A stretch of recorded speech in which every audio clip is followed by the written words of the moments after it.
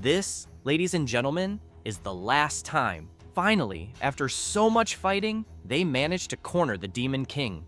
Our protagonist, Kai, from the weakest class, is a dark mage. He remembers his beloved Colette and is determined to finally kill the Demon King. But suddenly, the Demon King attacks them, and one of his party members asks Kai to stop his movements. The protagonist then uses a skill called Bloodbind, and immediately the ability starts to take effect. The protagonist orders the binds to imprison the Demon King. The binds rush forward and seize him, preventing him from moving. Kai then yells for Ares to finish the blow. Ares smiles and advances, brandishing his sword. Out of nowhere, he plunges his sword into Kai, his older brother, making him vomit blood. With the strike, he manages to pierce both his brother and the Demon King. Kai, stunned, asks why his brother did that. The protagonist falls to the ground, nearly lifeless, while his brother lets out a malicious laugh and shouts that he managed to kill the Demon King, and, with that, has become the true hero. Kai turns with great difficulty and asks again why his brother did that. Ares, a stronger class hero, retorts, asking why Kai is surprised. He continues to smile uncontrollably and says that having a shitty dark mage for an older brother was disgraceful, emphasizing that Kai was too presumptuous to try to steal his glory. Johann, a high-class saint, also comments that having an evil dark mage as a companion in the best classes, even if it was a trial sent by God, was still too absurd. Kai, fallen and unable to do anything, asks what they're talking about and emphasizes that he always used his dark magic to help them. The redhead, hearing this, laughs uncontrollably. Her name is Elsa, an arcane swordswoman of ultra-rare class.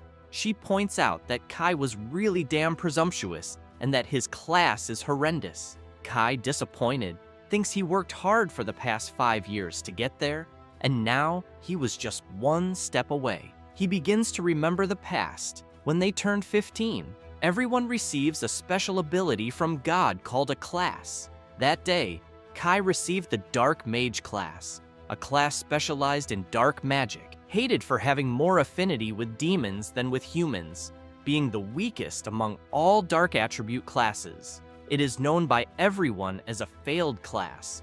Elsa, stepping on the protagonist's head, says that despite everything, they would still treat Trash with that class as human, but his share would decrease if he came back alive, so it would be better for him to die already. Ares holds the sword, still stuck in his brother, and cruelly twists it, saying that with that, sweet Colette will be his. The protagonist screams with all the pain and hatred he was feeling. He remembers the past again, when his beloved Colette's father told them that the Dark Mage and Saint classes don't match, so the engagement would be broken off. Colette screamed, saying no, that was an exaggeration, and that she loved Kai. Her father ignored her and ordered her to say goodbye to him, as that would be the last day he would allow them to have contact. She, speechless, passed by the guards, disappointed, and began to remove her bracelet. She gave the bracelet to Kai and asked him to keep it. The two looked at each other, filled with sadness, and still holding Kai's hand, she said her final farewell. Kai felt shattered by it. Colette turned around and said that one day they would meet again, and that was a promise. Returning to the present, Ares continued laughing compulsively. He approached the protagonist and said she asked him to kill him, and so did their father. Their father was the strongest knight of the Sacred Kingdom and trained several fearless heroes. He is the head of the prestigious Austin family. Kai remembered his father saying they didn't need a filthy dark mage in the family, but if he participated in the subjugation of the Demon King, he would allow him to return to the Austin family. Kai, confused, asks about subjugating the Demon King. His father also said he would ensure that Kai rekindled the engagement with his childhood friend, Colette. Shortly after that, Colette was confined to a room in the royal palace and used to cast a large barrier to protect the sacred city. If Kai defeated the Demon King, she would be freed and they would marry, living a happy and peaceful life together. Kai remembers all the effort he put in to restore his father's trust and win Colette back, killing monsters and overcoming all challenges until he finally reached conjuring level 999. And yet, back to the present, his brother sarcastically says it's a shame. The older brother was killed by the Demon King, and the younger brother survived because he was unbeatable. As life fades from his body, Kai concludes that he was just a pawn in the hands of Ares and their father. He curses, unable to accept it all. Ares, holding the sword, says that finally, Kai won't be a bother anymore. He tells his brother to rest easy, as he will take good care of Colette, so he can die in peace. The protagonist, trembling, reflects that if he had known this would happen, he would have run away with his beloved far away, without caring about others or common sense. He would have just pursued happiness. Suddenly, he remembers the bracelet and hears his beloved's voice asking him not to die. Kai laments everything, wishing he could have seen Colette one last time. On a sunny day, birds are singing at the window, and a voice appears. Kai, how long are you going to sleep? Suddenly, the protagonist wakes up. He gets up, astonished, wondering what the hell happened. He feels short of breath and starts sweating cold. Noticing that Colette is there, he becomes confused, thinking she should be imprisoned, and wonders what she is doing there. Colette asks what happened, as he looks startled and covered in sweat. The protagonist doesn't answer. He only tries to understand why he is there, and without any injuries. Suddenly, he screams, asking what is going on, and the young woman, with a sweet expression, simply replies, "Good morning, Kai." Completely confused and still sweating cold, Kai looks at his beloved, thinking that something is strange, as she should be in her 20s now, but she looks younger. Colette, with a concerned expression, comments that he's still half asleep and reminds him that today is an important day for them. She asks if he's okay. The protagonist, covering up, apologizes and says he's still a little drowsy. Suddenly, seeing his reflection in the mirror, he is shocked to realize that he too looks younger. The young woman asks him to wake up once and for all, saying with all the excitement that today is the day of the class revelation ceremony, and she's looking forward to it.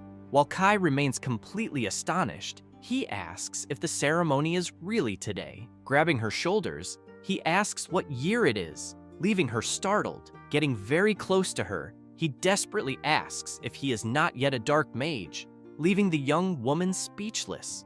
The protagonist wonders if this is a dream when suddenly, Colette pushes him back and awkwardly says he was too close. Kai apologizes for that and continues pondering if this is a dream or if he has gone back in time. The protagonist raises his arm and is shocked to realize that he still has the heraldry. Colette is also astonished and asks if that is a heraldry and why he already has a class. Kai reflects that if he really went back to the past, he shouldn't have a heraldry yet, as it's only received after the class revelation ceremony. Out of nowhere, Kai asks to display status, and the status screens open, indicating class, Dark Mage, level 999, skills, none.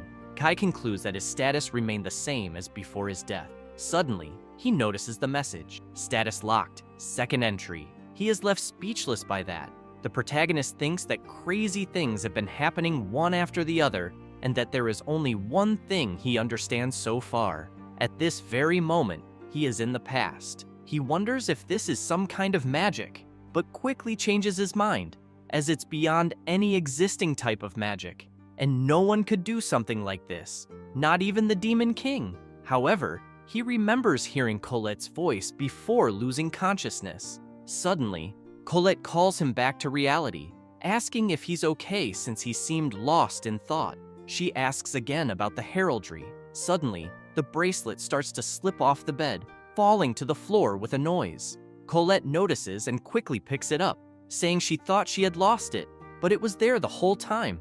Kai remembers the bracelet and Colette's words when she gave him the jewel. "I promise we will meet again." Suddenly, Kai gets up, thinking that he finally understands. Looking at his beloved, he deduces that her bracelet held the power of the saint she possesses. He starts laughing to himself, leaving the young woman confused. Out of nowhere, he hugs her, saying it was all her, that now he knows what will happen. and he can change the future. Colette, still confused, asks if he is a dark mage. The protagonist doesn't respond, only thinking that he can prevent Colette's imprisonment and her death. Still hugging her, he says that he will never let anyone take her from him again. The young woman widens her eyes, surprised, and asks what he is talking about. Kai realizes that she doesn't know anything and apologizes, trying to avoid explaining what's happening. Colette, slightly upset, says it's not that she didn't like it, but he hugged her so suddenly that it startled her. After all, they are engaged, so even if he wants that, Kai, embarrassed, quickly interrupts her. The young woman says it's okay. Kai, disappointed, comments that the engagement will be complicated when his family finds out he's a dark mage. Colette just listens, and he continues saying that people say dark mages are like demons. He remembers his father saying they didn't need a filthy dark mage in their house. The young woman, with a serene expression, says she doesn't see a difference between a dark mage and other classes, and emphasizes that he is still himself, after all. The protagonist, relieved, thinks that after everything, she remains the same person as always. He believes she didn't even change her attitude when she found out he was a dark mage, even with everyone hating him. Still, she extended her hand to him, and for that reason, he can't trust any other human, only his beloved. The protagonist begins to approach her, telling her not to be scared by what he's going to say. Colette, concerned, asks what happened. Kai shows his hand, explaining that he came back 5 years from the future, and now, the man before her is a level 999 dark mage. In shock, she replies, questioning him about being from the future and about that absurd level. He turns and says he will show her proof. The protagonist begins to use magic on his finger, which soon envelops the whole room, and he proclaims for the archdemon to rise from the depths. Suddenly, a giant demon appears with a terrifying roar. Colette almost faints upon seeing it and asks how that's possible. The demon continues with a frightening aura, making a horrible noise.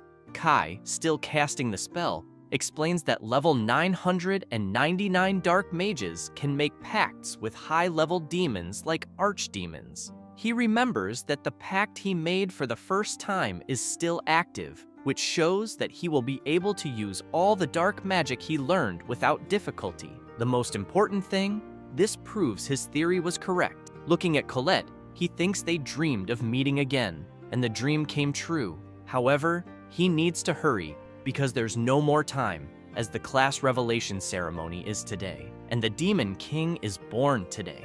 The giant demon kneels before the protagonist, leaving the young woman terrified. The demon asks Kai please to give him an order, and Kai, with his power, gives a slight smile.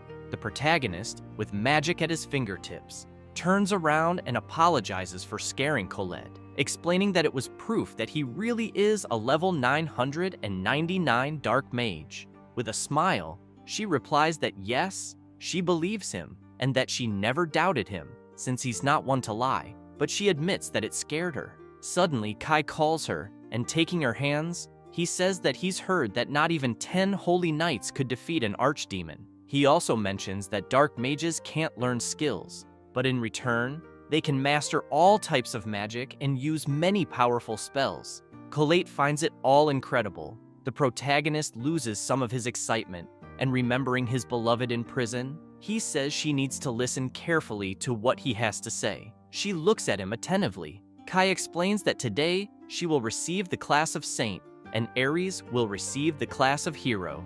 Excited, she says that another hero will be born in the Austin family, but the protagonist quickly interrupts, saying that this is a bad thing because if Ares becomes a hero, suddenly someone appears at the door. It's Ares himself, asking if his brother called him. The protagonist looks suspiciously at him, and both are shocked. Ares, curious, asks where the archdemon is. Kai and Colette are nervous about the situation, and as Ares approaches, the protagonist quietly asks if the archdemon has already left. He looks at the ground and notices that it's gone, while Colette remains tense. Ares asks what archdemon his brother is talking about, and questions if his brother was talking behind his back. He comments that it's pathetic for a hero candidate to talk about others. Colette, irritated, responds that Kai wasn't talking behind his back. Aries approaches her and whispers in her ear, asking why, instead of staying with Kai, she doesn't stay with him. The protagonist immediately pushes him away from her, shoving him back, and with a serious look, tells him to leave. Aries immediately starts drawing his sword, asking what will happen if he doesn't want to leave. The protagonist doesn't back down and steps forward. He gets close to the portal through which the demon is summoned, and his hand begins trembling, eager to summon it. His brother notices the trembling hand, but unable to see that he is wielding power, comments that he's trembling in fear. The two glare at each other with hatred, while Colette grows nervous about the situation. But suddenly, someone arrives asking for permission to speak. It's a servant, informing Aries that the Duke is calling him. Aries quickly turns around and, sheathing his sword, says he's on his way. The protagonist feels relieved, and Colette remains scared. Kai calls her to leave as well, and the two depart, leaving Aries alone. In another place, they feel calmer, and the young woman smiles, relieved. Meanwhile, Aries remains filled with anger. Walking through the city streets, the protagonist comments that going out into the city and seeing so many people makes him feel nostalgic. Colette responds that it must have been a long time for him. Suddenly, someone calls him Kaisama, and he, confused, remembers that in the past, people used to respectfully address him that way. A cheerful merchant thanks him for dealing with Gorotsuki the other day. Walking through the market, Kai realizes that no one here knows he's a dark mage yet. Continuing their walk, the young woman tells him that everyone here likes him because he's always worked hard. She looks at him with admiration. Upon arriving at a park, the protagonist says they need to continue their conversation, and she quickly agrees. He continues by saying that later, at the ceremony, Aries will receive the class of hero, but soon after, he will make a mistake, as all heroes do. And because of Aries, the Demon King Griselda will be born, and in just 3 days, the Sacred Kingdom will fall.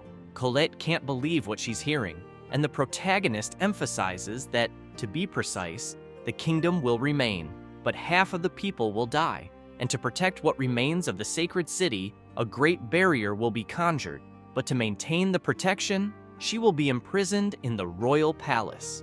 And on top of all that, he will receive the class of Dark Mage, which will lead to his exile from the Austen family, resulting in their separation. Colette, desperate, says she doesn't want that, emphasizing that she wants to stay with him forever. The protagonist is astonished to hear that, and with a smile on his face, asks if she accepts to go with him, saying they will live together. Colette turns red as a beet, and with a trembling voice, asks if that was a marriage proposal. She runs to hug him, saying she is very happy and that they will be together forever. While embracing her, the protagonist thinks that in his first life, he was very foolish, as he should have done this from the start.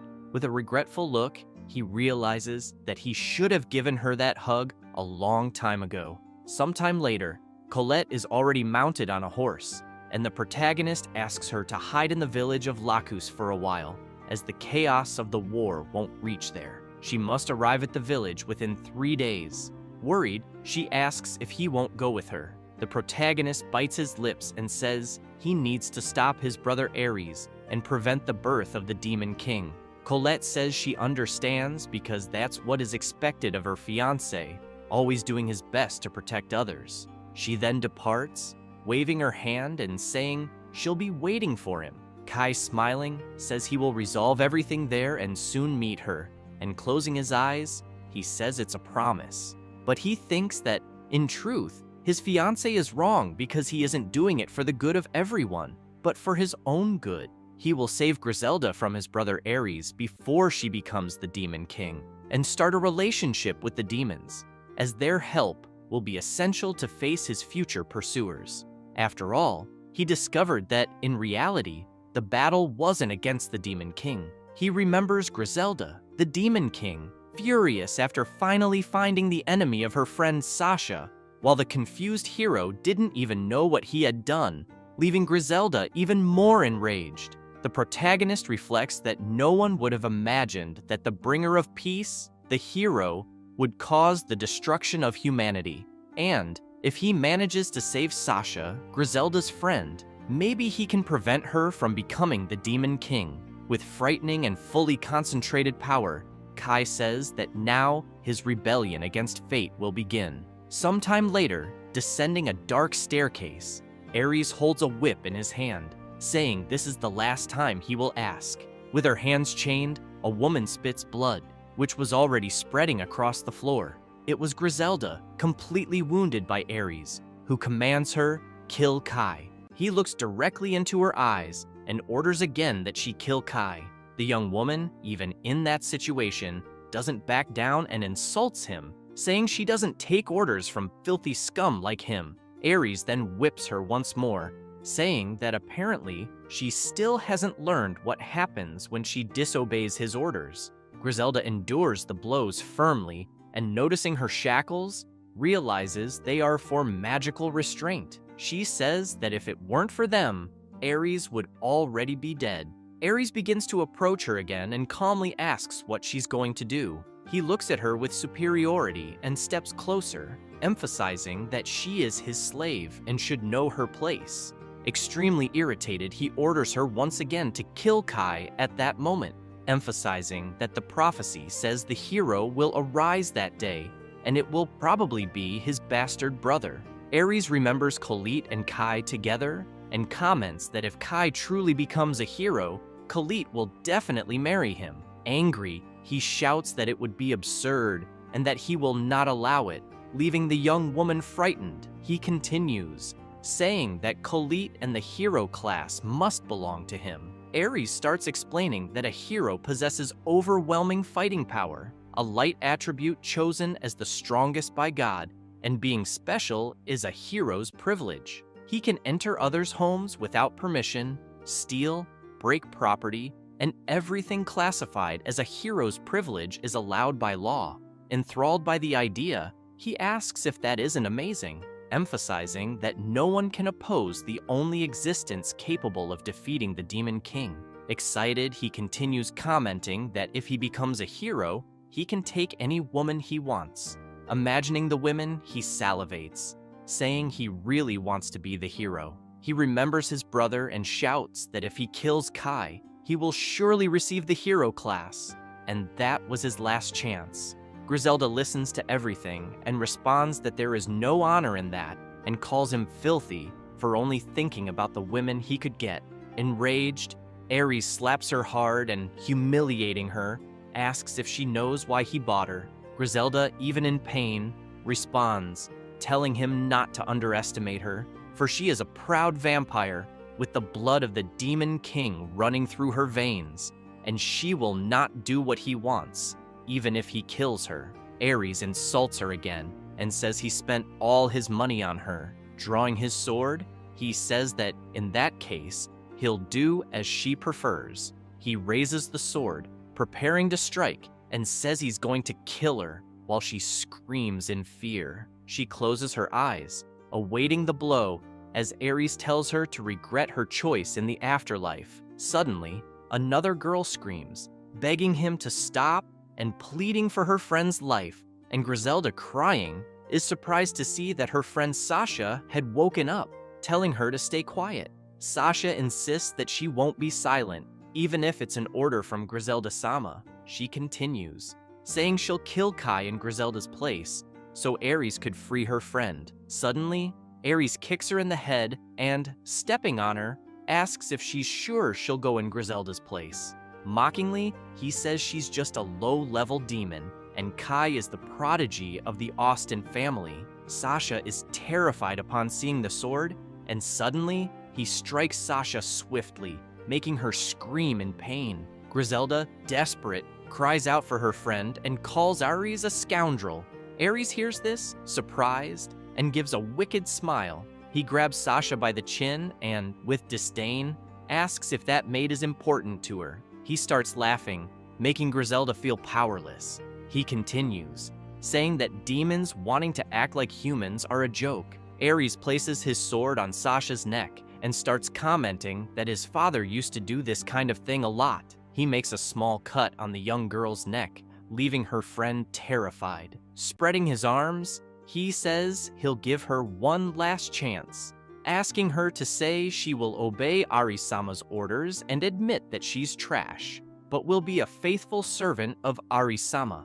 Aris emphasizes that she only needs to repeat what he said and asks if, even as a dumb demon, she can manage that. Griselda says that it's too much humiliation, and Aris, still pointing his sword at Sasha's neck, threatens to kill her dear friend. Griselda grits her teeth in distress seeing that. Ares then raises his sword, preparing the blow, but suddenly Griselda begs him to stop, trembling with fear of losing her friend. Sasha, even in that situation, tells Griselda not to worry about her. Griselda, despite this, says she needs her friend and begins to cry. With a trembling, weak voice, she says she will obey Arisama. Sasha is shocked and says she can't humiliate herself like that she must keep her pride. Griselda is moved by hearing that and continues crying. Ares, confused by the dialogue, comments to himself that those two filthy beings are ignoring him. With his sword on his shoulder, he starts talking and, with a cold look, says, "Die!" He grabs his sword and strikes swiftly, but before the blow hits anyone, a loud noise comes from the cell bars. Ares stops his strike and, looking at the cell door, can't believe what he's seeing. A dark magic takes over the entire place, destroying the cell bars. Sasha and Griselda are terrified, looking to see what was happening. Amid the dust, only a silhouette was visible, emanating powerful magic. When the dust settles, Kai appears, looking at Griselda, who was stunned to see him and to notice the mark on his hand. Kai uses his magic and shouts for Ares to stop. Ares, with his sword raised, is confused to see his brother there. Kai then prepares a powerful punch and, with dark magic in his fist, hits Ares violently, sending him flying against the wall and coughing up blood from the impact. Griselda and Sasha are impressed by the blow, while Kai remains serious. He begins to approach, and, when near the girls, says, "Thank God I arrived in time." Ares remains on the ground, almost unconscious from the force of the punch. Griselda, in shock, asks who he is.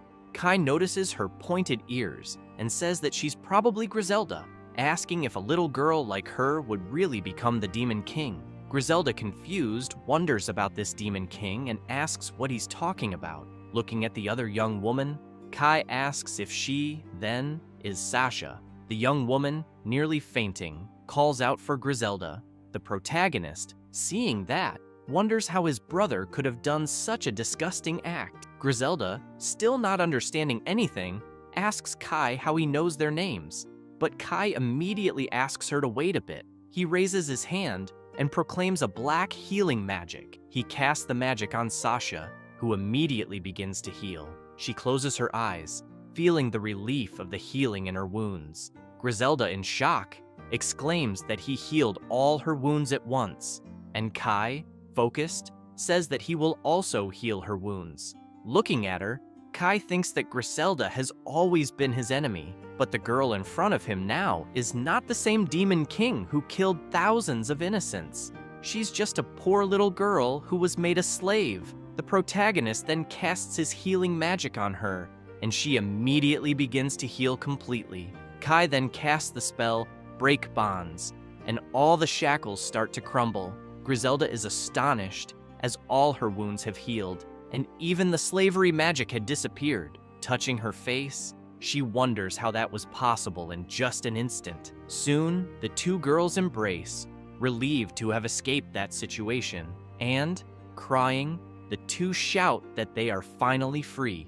Kai watches with relief and thinks that everything is finally okay. Sasha, still very emotional and crying, comments that when her territory was taken by Elsa, the demon hunter, she thought it was the end of everything. Kai hears this and turns, asking about Elsa and if she's a red-haired arcane swordswoman. Griselda, irritated, asks if he knows Elsa, and the protagonist responds that yes, he knows her very well. The two become furious hearing that, and Sasha immediately asks if he is an ally of Elsa. Kai, also irritated, shouts that he most certainly is not. He starts explaining that Elsa invaded demon territory to destroy them with an army of adventurers, and her purpose was always money. She made a fortune kidnapping and selling demons, and since the victims were all demons, humans always supported her. And thanks to her fame and skill, she joined the heroes group at only 17 years old. Kai,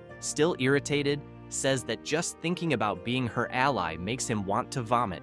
Griselda remains suspicious, looking seriously at the protagonist, but says she still has to thank him, as he is her savior and will have her sincere gratitude. She asks for his name, and he promptly says his name is Kai Austin. Griselda says she now understands, so he is Ari's brother. She asks if Kai isn't a hero candidate and why he is helping demons. Kai ignores the question and asks if she would accept a partnership. Griselda is intrigued by the question. Kai, lowering his head and showing the mark on his hand, says there's no place for him in human society anymore. Griselda is astonished to see the mark and points out that it's the black heraldry, affirming that he's a black mage. Sasha says she now understands why he can use black magic, but still suspicious, says it's strange. She recalls all the spells he used and comments that he can cast 2 high-level spells simultaneously,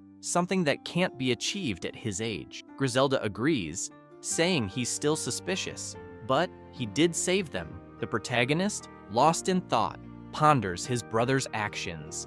Sasha, with a suspicious look, calls her friend. Griselda, determined, says it doesn't matter, she trusts him. Sasha then starts telling the protagonist that Ares wanted to kill him to get the hero class. Kai is shocked to hear that, and, looking at Ares, who was still battered from the punch, wonders why he's been trying to kill him all this time. Griselda proudly says that obviously she refused to obey Ares' orders, as true demons wouldn't participate in such filthy acts, and her friend Sasha applauds her for her beautiful words. She laughs, proud of her friend, who gets embarrassed. Griselda continues, saying that if Kai hadn't shown up, she would have lost a very important friend. Kai remembers the Demon King and thinks he'll never forgive his brother and that he has finally found Sasha's enemy. He looks to the side and sees the cheerful girls. Kai realizes he finally understands everything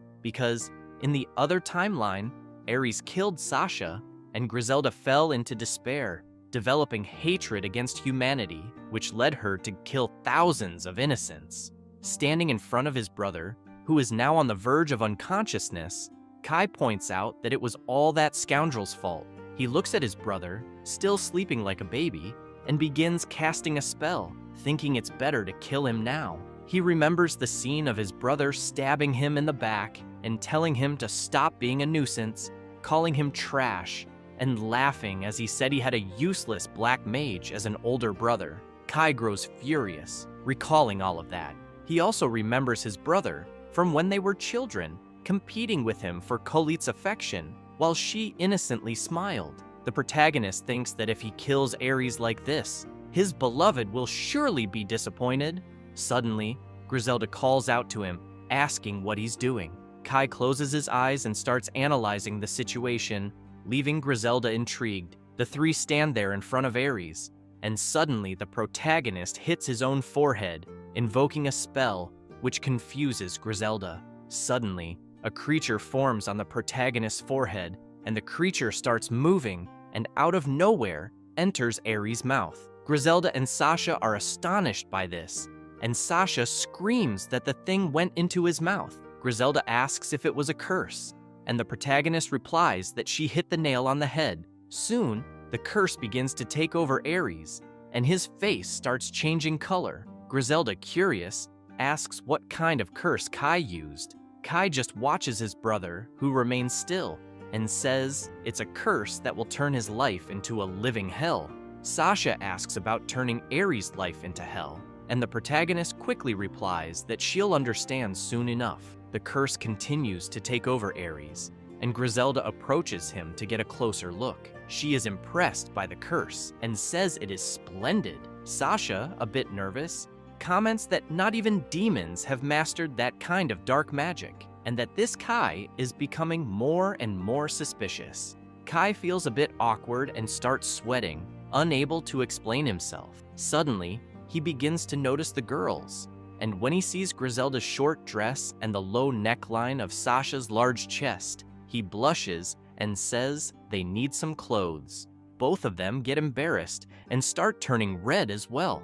Kai then proclaims a dark magic called Wallach's wardrobe, and a sort of portal appears. Kai puts his hand inside and says there should be something for them to wear. He then pulls out some clothes and, showing them to the girls, says it would be better if they changed somewhere else. The two then start going upstairs.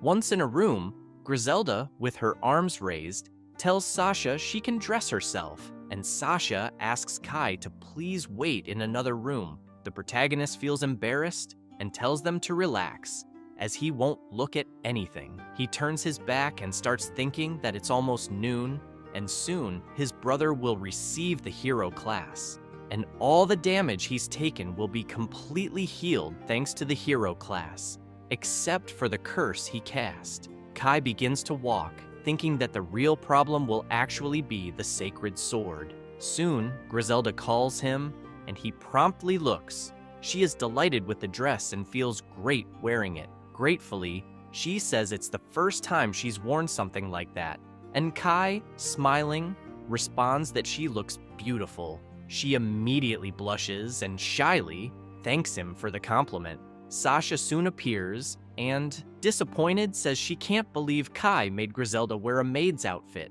Griselda, on the other hand, excited, says that Sasha looks beautiful in the dress too, and Sasha thanks her. The protagonist interrupts the two, asking if they could give him a moment of their attention. They both promptly look at him attentively, and he says he has something he needs to explain to them. They sit down, and after the protagonist explains everything, Griselda is shocked and asks if it's true, all that he said about coming from 5 years in the future, and that she was the Demon King. Kai explains that it wasn't just that, and continues saying that he was killed by his brother in the future and betrayed by the hero's group. Completely nervous as he recalls it, the protagonist says that's why he doesn't trust the hero or any humans anymore. Sasha, remembering the healing magic she received, says that now she understands why he has those magical abilities. With a serious expression, she continues, saying that the fact that Griselda turned into the Demon King is quite credible. Griselda turns to her, surprised to hear that.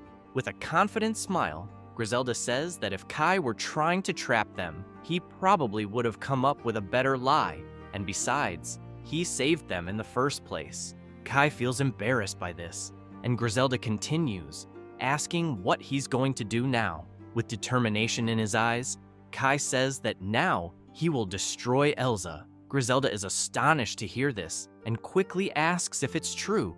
She begins to explain that Elsa enslaved her people and is stealing the valuable resources from her territory, and lowering her head, she continues saying that, at that very moment, her people are suffering. Kai places his hand on his chest and firmly says he will reclaim that territory. Griselda's eyes shine at this, and she asks if he can really save her people.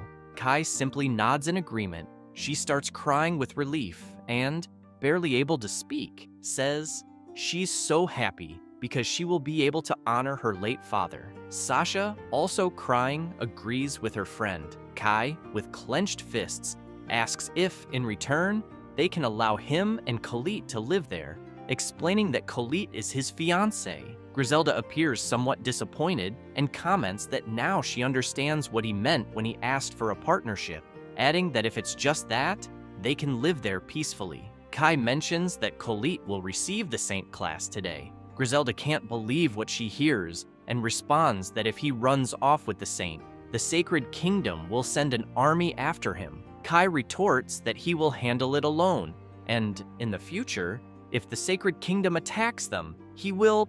Suddenly, the ground begins to shake intensely. Kai quickly realizes what's happening, and out of nowhere, the house they were in starts collapsing, with debris flying everywhere. But Kai swiftly grabs the two young women and runs out before they're hit. After reaching a safe distance, he stops and looks back. The two girls, in shock, ask how he got them out so fast. Suddenly, someone begins to emerge from the flames, and the fire spreads all over the place. Kai says the time has come and asks them to stay behind him. Griselda is terrified by the situation, while Sasha holds her, trying to calm her down. Griselda, scared, asks if he was really that fast. The house quickly becomes just a pile of burning rubble, and from the midst of the flames, someone emerges with a horrifying smile. It's Ares, laughing uncontrollably, asking how Kai is doing. Kai remains serious, determined, and as he starts to prepare his magic, he greets his brother. Ares, still smiling, says his brother seems angry, but suddenly he notices the heraldry on Kai's hand and is stunned. Looking closely at the mark, he asks if he really is a black mage, and showing his own heraldry to Kai, says it's a shame. The hero candidate Kai ended up with the worst class possible, and, proudly displaying his heraldry, Ares says he received the hero class. The protagonist begins to think that this heraldry and the vital resurrection ability completely healed Ares. Ares, grinning, says he's beaten his brother, and now it's his time to shine. Griselda, outraged, says that it's unacceptable for trash like Ares to be the hero. Ares, the messenger of chaos, comments that his brother knocked him down earlier, and now he's going to return the favor. Displaying his heraldry again, he says he didn't expect to receive it. Ares then proclaims, summoning the sacred sword Durandal, and a giant lightning bolt appears in the sky, striking right on him. Ares then reveals his sword, which is enormous and powerful. He says that it is the hero's sword, proof of his worthiness. The protagonist just watches silently. The girls are in shock at the sight of the sword, and Sasha comments that she can feel an overwhelming amount of magic emanating from it, while Griselda says that perhaps even Kai isn't a match for that sacred sword. The protagonist is furious upon realizing that the sword, Durandal, is the same sacred sword that killed him in his previous life. Ares, still laughing, says that Kai can start crying and begging for forgiveness, but Kai, calmly, points out that his brother is pointing a sword at him. Ares asks if he still hasn't realized the difference between them, a black mage and a hero, and, pointing his sword, he says that no one can defeat the all-powerful sacred sword. He tells Kai to repent for challenging the absolute representative of justice, the hero. The protagonist then begins to walk toward him, telling Ares to stop the nonsense and get ready for a fight. With a fiery look in his eyes, he exclaims that he's going to show Ares what hell really is. Ares is astonished to hear that from a mere dark mage. Kai then looks at him and nods, calling his brother to the fight. Confident, he says he will break that sacred sword that Ares is so proud of, and that when he loses to a dark mage, he won't even be able to show his face in public. Ares wastes no time and exclaims that his brother really wants to die. He advances quickly, sword in hand. He attempts a strike, which is easily dodged by Kai. As he dodges, the protagonist concludes that the sword indeed possesses a lot of magic. Ares continues to attack relentlessly, while the protagonist calmly dodges, thinking that despite all the power of the sword, it is a waste with Ares' weak fencing skills. Ares then stops attacking, exhausted, while the protagonist calmly approaches him. The hero wonders why Kai only dodges and does not counterattack. While reflecting, the protagonist realizes that even though his brother is the hero, in the end, he is still at level 1. Suddenly, the protagonist hears a notification sound, and while dodging another attack, a notification alerts him that he received a hidden class in his past life called Black Star. Kai is dumbfounded by this and wonders what that hidden class is. Suddenly, Ares comes flying to attack Kai, who is distracted reading about his hidden class. The notification says that this is a special class available only to those who mastered the Dark Mage class in a life, and the Black Star class allows him to learn all dark attribute skills. Kai continues to read calmly, while his brother persistently tries to strike. The system says that if Ares commits evil acts, he will earn evil points to exchange for skills. The protagonist then realizes that he needs to be evil to get the skills. Suddenly, another notification appears, congratulating him, which surprises Kai. The system says he committed a wonderful evil act and will receive 1,000 evil points. Kai doesn't understand why he received the points, as he doesn't remember doing anything malicious. The system explains that he helped demons and turned against the hero. Dodging another blow, Kai understands why he received the points and says he's okay with that. The system then announces that it will show the currently available skills to compare.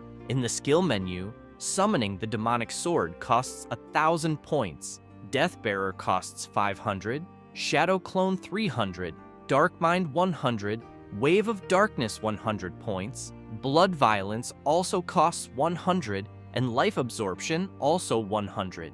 Kai is amazed at the options and doesn't think twice. He uses the summoning of the demonic sword. The system alerts him that he spent 1,000 points to acquire the skill. Throughout all this, Ares was still trying to hit Kai, and annoyed, he asked the protagonist to look at him. Kai replies that he is too slow, and thus it will be difficult to hit him. Ares, even more irritated, calls him cursed. Suddenly, the mark on Kai's hand begins to emit a dark energy, and he summons the demonic sword, Tilfing, causing the ground to tremble and begin to open.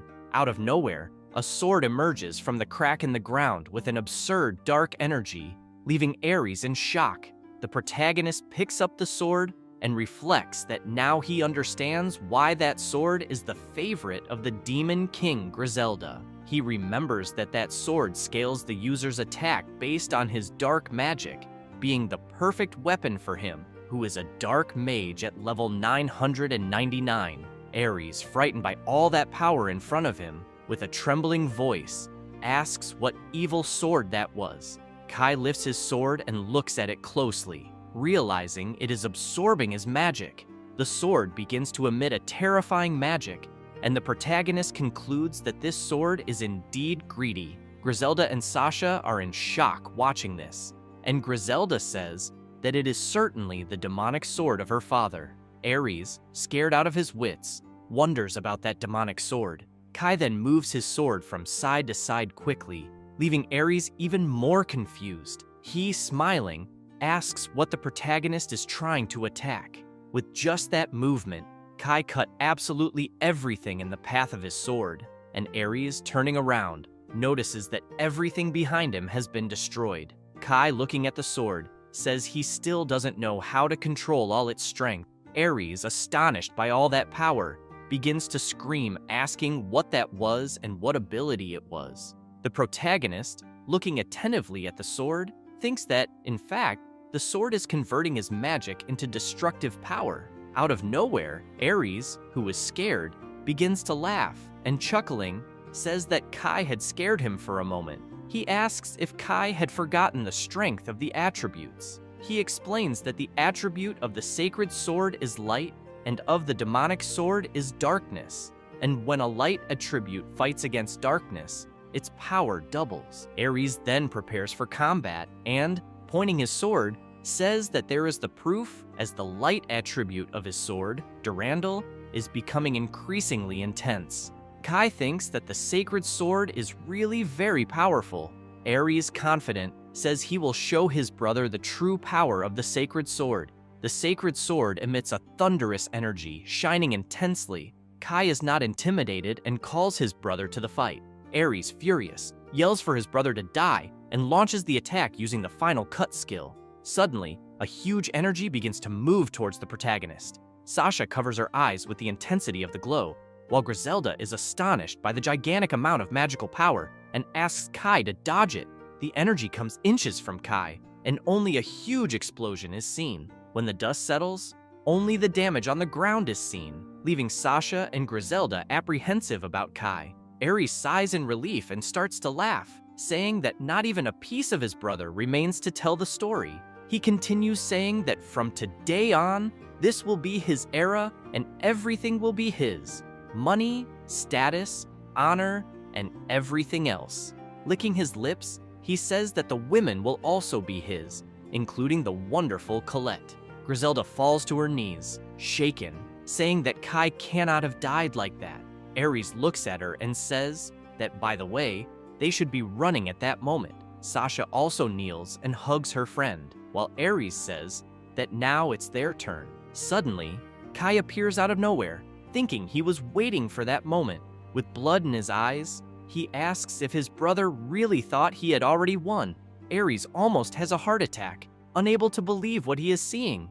The protagonist looks at the sword, Duraldal, and reflects that normally a demonic sword wouldn't even scratch the sacred sword. But after using the final cut, the sacred sword temporarily loses its magic. He remembers having witnessed Ares frustrated with the weakness of the sacred sword several times in his past life. Kai then wastes no time and charges, saying that it's time for the hero's sword to disappear from the world. He strikes with great force, contemplating that he must be able to destroy that sword.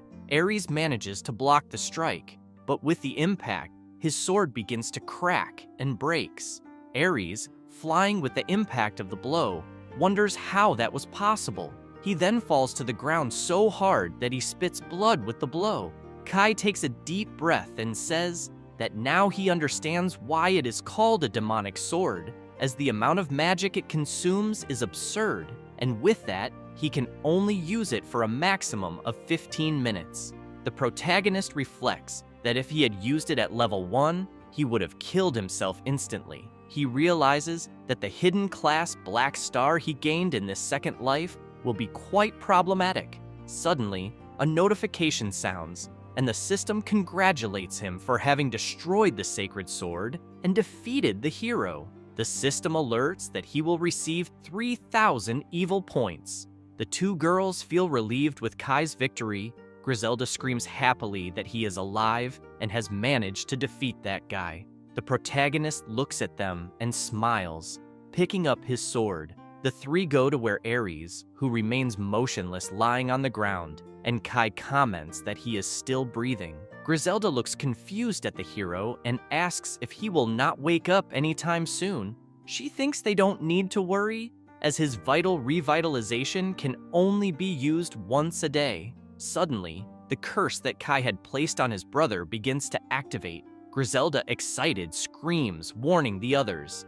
The curse starts to approach the hero's mark, and the protagonist explains that every time Ares tries to hurt someone, the curse will transform the heraldry of light into heraldry of darkness. As the curse transforms the mark, Kai continues explaining that the heraldry of light is proof of a hero, and it requires honor and glory, the opposite of the heraldry of darkness. In that scene of destruction, the protagonist says that from now on, Ares will be known as a false hero, and this will also be the ruin of the Austen family's reputation. He emphasizes that this is his revenge against Ares and his father, and also against those who took his life. And with that curse and the destruction of the sacred sword, the hero Ares dies there. The day begins to dawn, and Kai comments that soon that place will become busy. Out of nowhere, Griselda approaches him, calling him Kai-sama. The protagonist is confused about the sama, and Griselda says that now that he has destroyed the sacred sword and defeated the hero, no one can deny it. With a determined look, she says that Kai-sama is the hero of the demons, the new demon king, leaving the protagonist startled by those words. At the same time, in a calm field, Colette's horse stops to drink water, while she wonders what Kai must be doing. A small demon responds, saying that she doesn't need to worry, as he must be preventing the birth of the demon king. Colette says she just hopes he doesn't get hurt, and the demon emphasizes that no one in this world is a match for Kai-sama. With the demon in her lap, she calls him Archdemon San, and says he's right. She comments that she was surprised when she saw that he could get so tiny. The small demon begins to fly, and explains that that form is just a disguise, and he can definitely protect her fully. Colette, enchanted, says that his wings are very cute. San suddenly notices people coming down the road, and says that they are the holy knights from the capital, so they must hide. Colette asks why, and the demon explains that upon noticing that the most powerful saint has disappeared, they must have sent knights to look for her. Concerned, she says she understands. Colette lowers her head, asking in her thoughts for Kai to hurry. Meanwhile, Griselda was calling Kai the Demon King, which leaves him speechless. Astonished, Kai asks if he is the Demon King, which she promptly confirms. The protagonist pushes the young woman away, asking her to calm down, and explains that just because he can use the demonic sword doesn't mean he is the new Demon King. Griselda asks what he was talking about, and with eyes shining fascinated, she says that the invocation of the demonic sword is a skill reserved only for those with the class of Demon King, and that was proof that cannot be denied.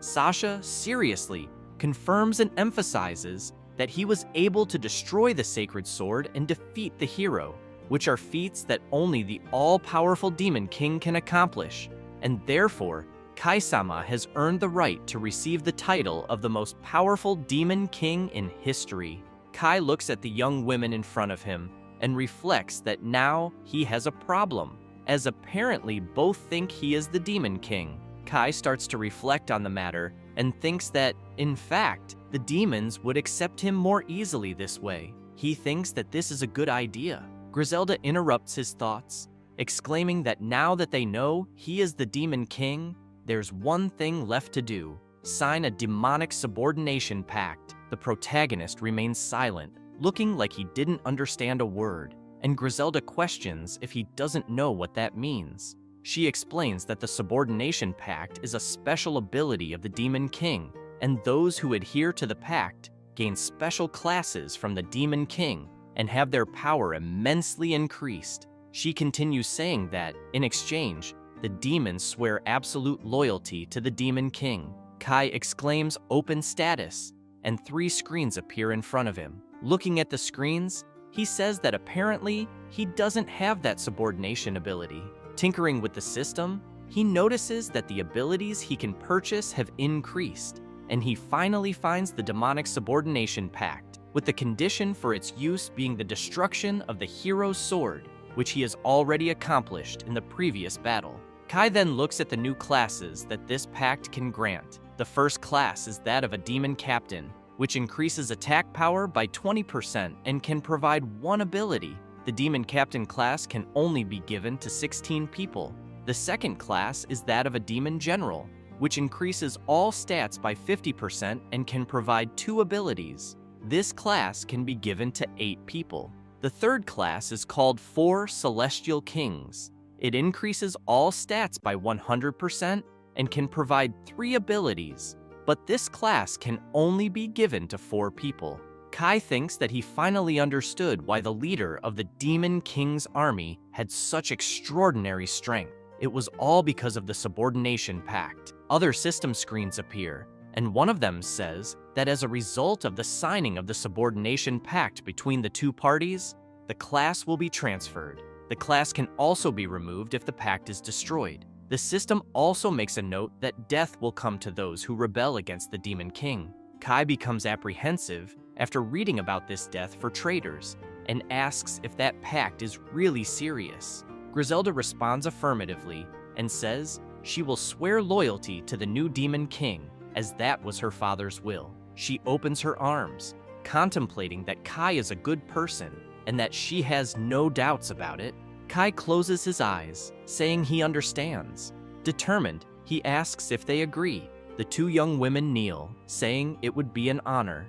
Kai then makes the pact and, showing the symbol of the general class, tells Sasha that he will give her that class. Sasha becomes apprehensive and asks if he is sure. Griselda promptly touches her shoulder, saying that this is good. She explains that demon generals are not chosen just for their battle power, but also for loyalty, making it perfect for her. Sasha, however, is unsure about this and remains tense. The protagonist then asks if she accepts. She closes her eyes and, firmly, pleads for Kai-sama to grant her the glory of being a demon general, and she will give him her absolute loyalty.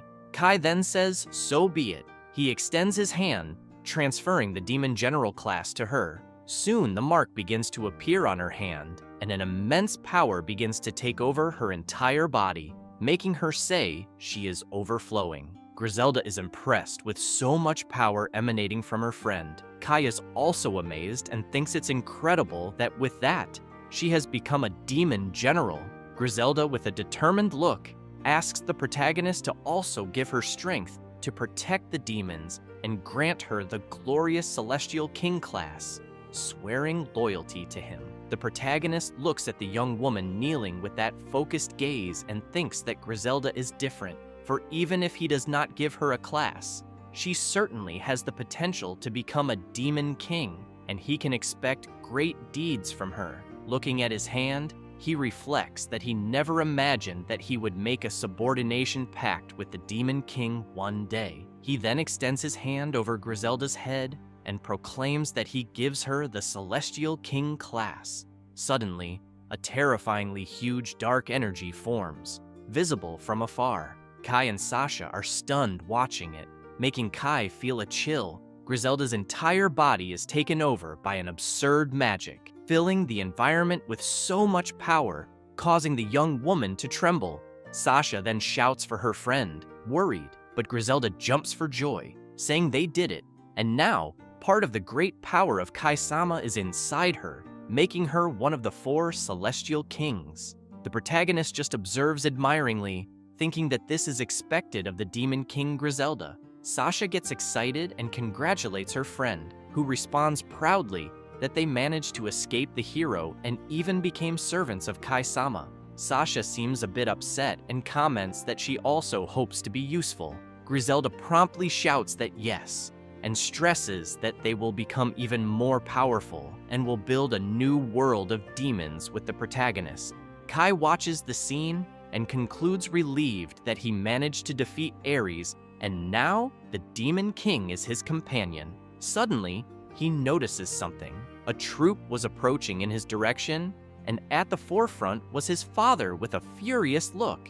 Drawing his sword, he asks his son to explain the whole situation. Completely distraught, he continues asking what Ares is doing on the ground and what he is doing with those demons. Quickly steps forward, and Griselda comments that that man has a firm stance. She asks who he is, and Ares answers that he is the commander of the Order of Holy Knights, his father. Without wasting time, the knights go up to Ares, who is lying on the ground, and one of them checks his breathing, soon affirming that Ares is breathing. Kai's father, still maintaining a battle stance, points out that the protagonist did not appear at the class revelation ceremony and asks what he was doing. With a mocking smile, Kai replies that he became a dark mage. His father is taken aback by this and quickly retorts that he was supposed to be a hero. The protagonist shows the heraldry on his hand and declares that from now on, he will be striving to be a demon king. His father is terrified by those words and begins to shout, saying, "That is the black heraldry." He asks if he really became a dark mage. Astonished, he emphasizes to Kai not to joke about becoming a demon king. Out of control, he yells, asking if Kai has lost the justice that was in his heart, as he was the pride of the Austin family. The protagonist clenches his fist and, remembering the deeds of his brother Ares, responds that he has witnessed the justice of the Austin family more times than he would like, which includes tortures and threats, in addition to the fact that they hid the birth of the Demon King. Kai remembers the harsh words of his father and continues saying that he had expelled his own son from home and commanded his death, and that is the justice of the Austin family. With determination in his voice, Kai affirms that if that is being just, he prefers to be evil. The patriarch responds that Kai has been corrupted by that filthy class and that he will not escape unpunished. Kai is undaunted and says that his father does not need to worry, as he and the Austin family will no longer be of any use. He then snaps his fingers and exclaims, "Expel." Suddenly, flames appear everywhere behind the knights, leaving them terrified. Geese quickly turns around and sees flames consuming everything around him. He asks what kind of magic this is, and his subordinates inform him that the situation is dire, as the area surrounding the mansion is being ravaged by fire. A citizen yells that the flames are spreading fast and begins to flee, warning that the stable is also ablaze. The man turns to the protagonist and demands to know what the hell he did. Griselda questions Kai about when he prepared all of this, and he explains that he did it while searching for them. He details that he made sure to prepare the fire, ensuring that no one would be trapped by the flames. Suddenly, the system congratulates him for setting his parents' house on fire, commenting that it was a magnificent evil act and rewards him with 500 points. Kai thinks he got lucky, as he hadn't expected that, and concludes that the system aligns well with vengeance. The protagonist then acquires the skill Dark Attribute Reinforcement. With each level up, his dark power will increase by 1%. Kai's father, still furious, asks how he could have done such a thing. Kai promptly responds that the Austin family must be destroyed. With his gaze fixed on his father, he declares that this is his form of justice. Enraged, Geese calls him a bastard and orders his subordinates to kill Kai, saying that this monster is no longer his son. The soldiers, armed with spears, quickly surround Kai.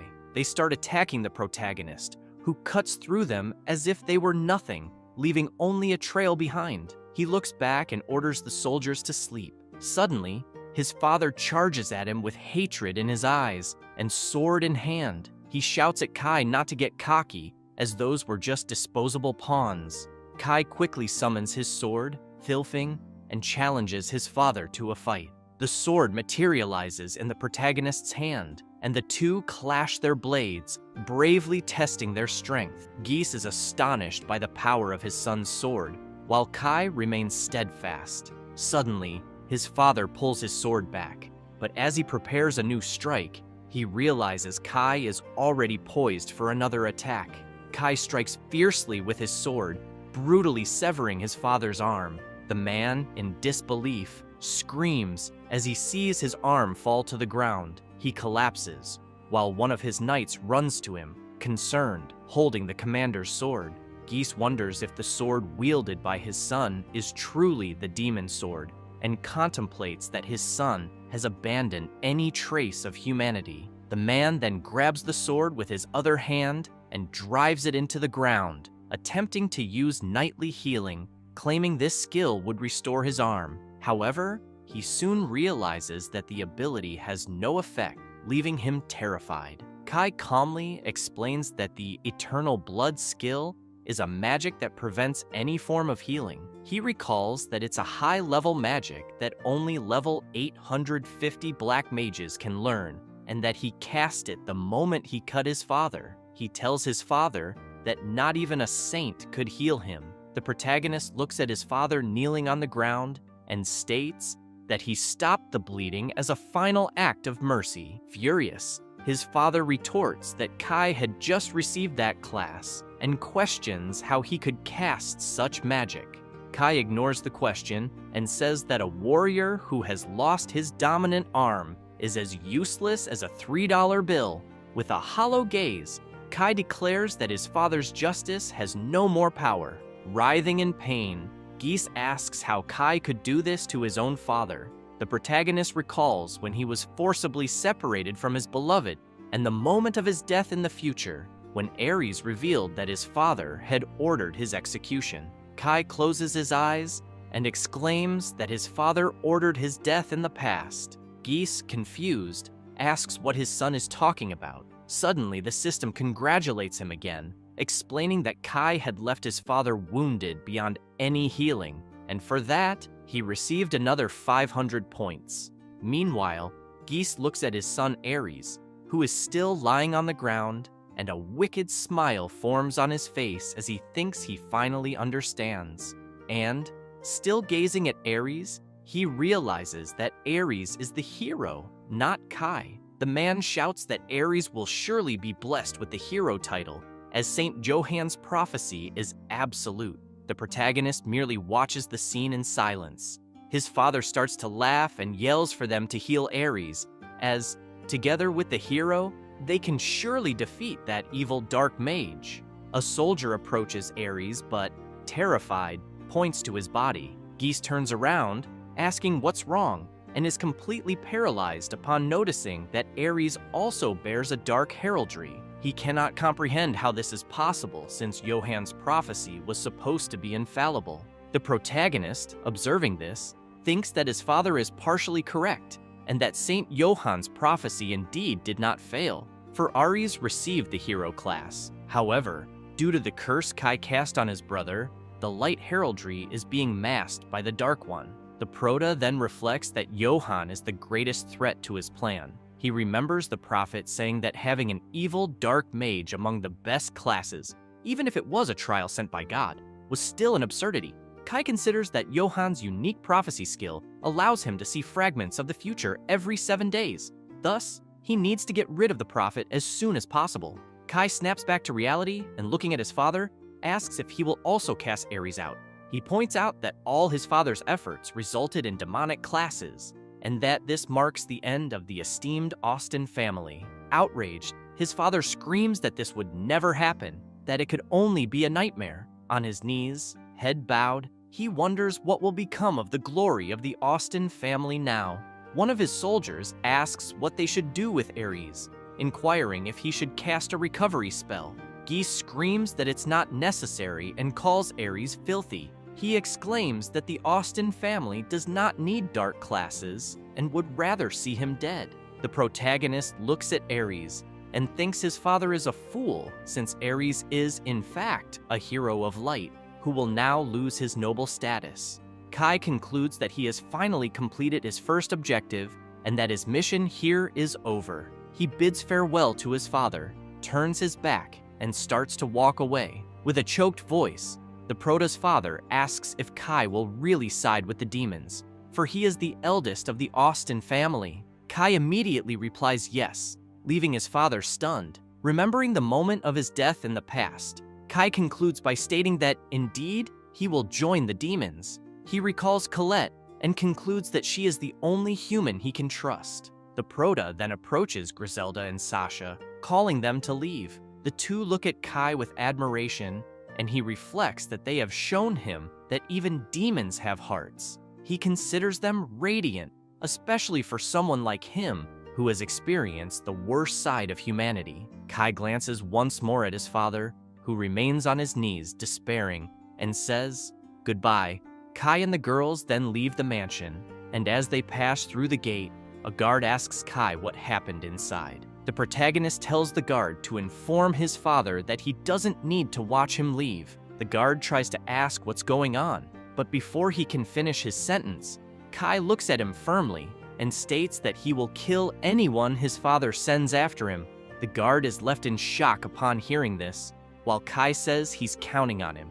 Immediately after, Kai uses the instant step skill and vanishes, leaving the guard bewildered, unable to comprehend. Suddenly, they appear in a different place near a lake. Griselda and Sasha are completely astonished by the sudden change in location. The Prota smiles and urges them to keep moving forward. Sasha looks back, marveling at how useful that magic is, as it quickly took them far away, and Griselda approaches Kai, complimenting him for not showing any compassion, not even toward his own father. Kai smiles and thanks the young woman. With a gleam in her eyes, Griselda asks if they are heading to demon territory. He replies yes, that they need to hurry, but first, they must go to Lacus village, where Colette awaits them. Suddenly, he has an idea and says that, just to be sure, he will strengthen the two girls. Griselda, confused, asks if they can get even stronger.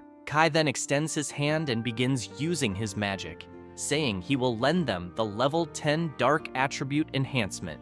The two young women feel the full force entering their bodies, and Griselda comments that she feels an intense heat rising from within, while Sasha says it's far too stimulating for her.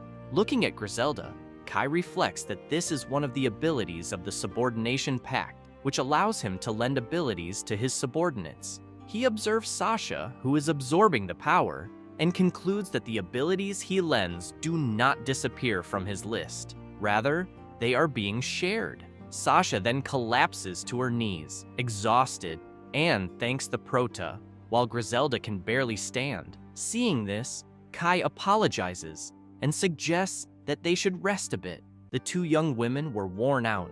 They sit on fallen tree trunks to catch their breath. Putting his hand in his pocket, Kai wonders if Colette is okay. He then takes out the bracelet and, looking at it, thinks that although this gift is broken, it still emanates powerful magic. Suddenly, he remembers the item analysis skill, which allows the user to see attributes and use any item. This skill costs 500 evil points. He uses the skill on the bracelet, and the information revealed is Time Bracelet, a bracelet that responds to the prayers of those who wish to see their loved ones again. It contains the magic of the Saint of Time.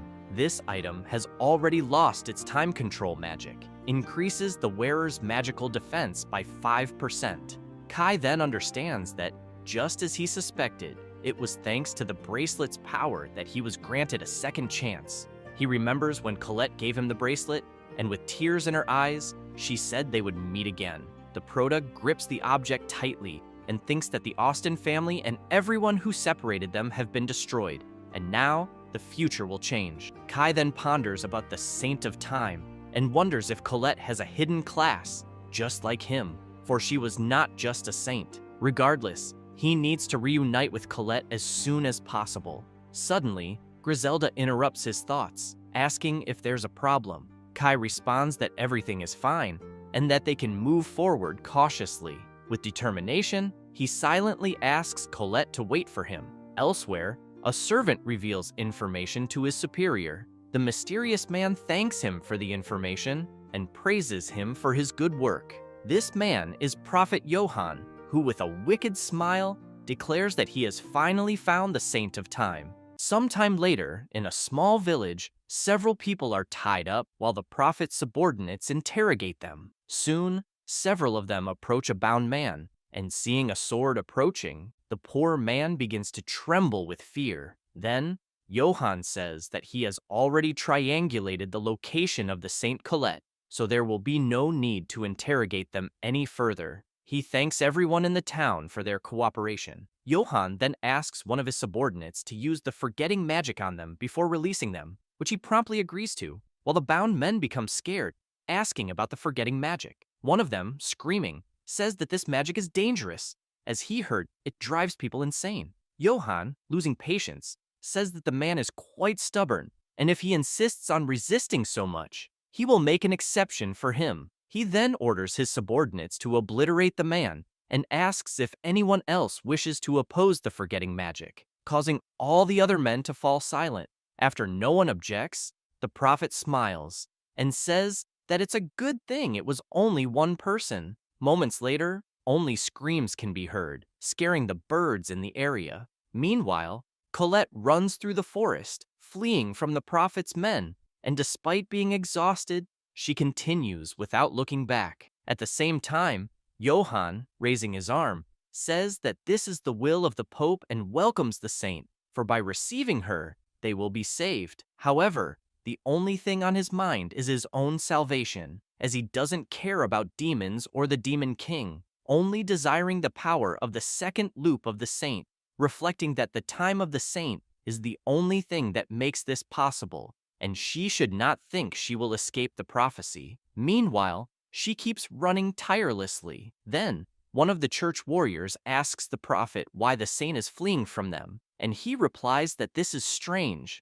and since it is already night, she may have confused them with thieves. However, he knows that she probably sensed something with the power of the time of the saint. After a while, Colette stops, and looking back, says she won't be able to escape. She quickly sees the warriors approaching, and the archdemon laments not having noticed earlier. Realizing there is no other way out, Colette says it's fine, and she is sure he will understand if they talk. Not long after, the prophet approaches. Reverently, he says, "It's a pleasure to meet her." He then looks closely and notices the mark on the saint's hand, concluding that it is indeed true. The time of the saint is real. She then asks why he prepared such an extravagant reception, and he replies that, to be honest, a prophecy informed them that the demon king will be born, and they need to protect her because only she will be able to protect the royal capital with the barrier she has.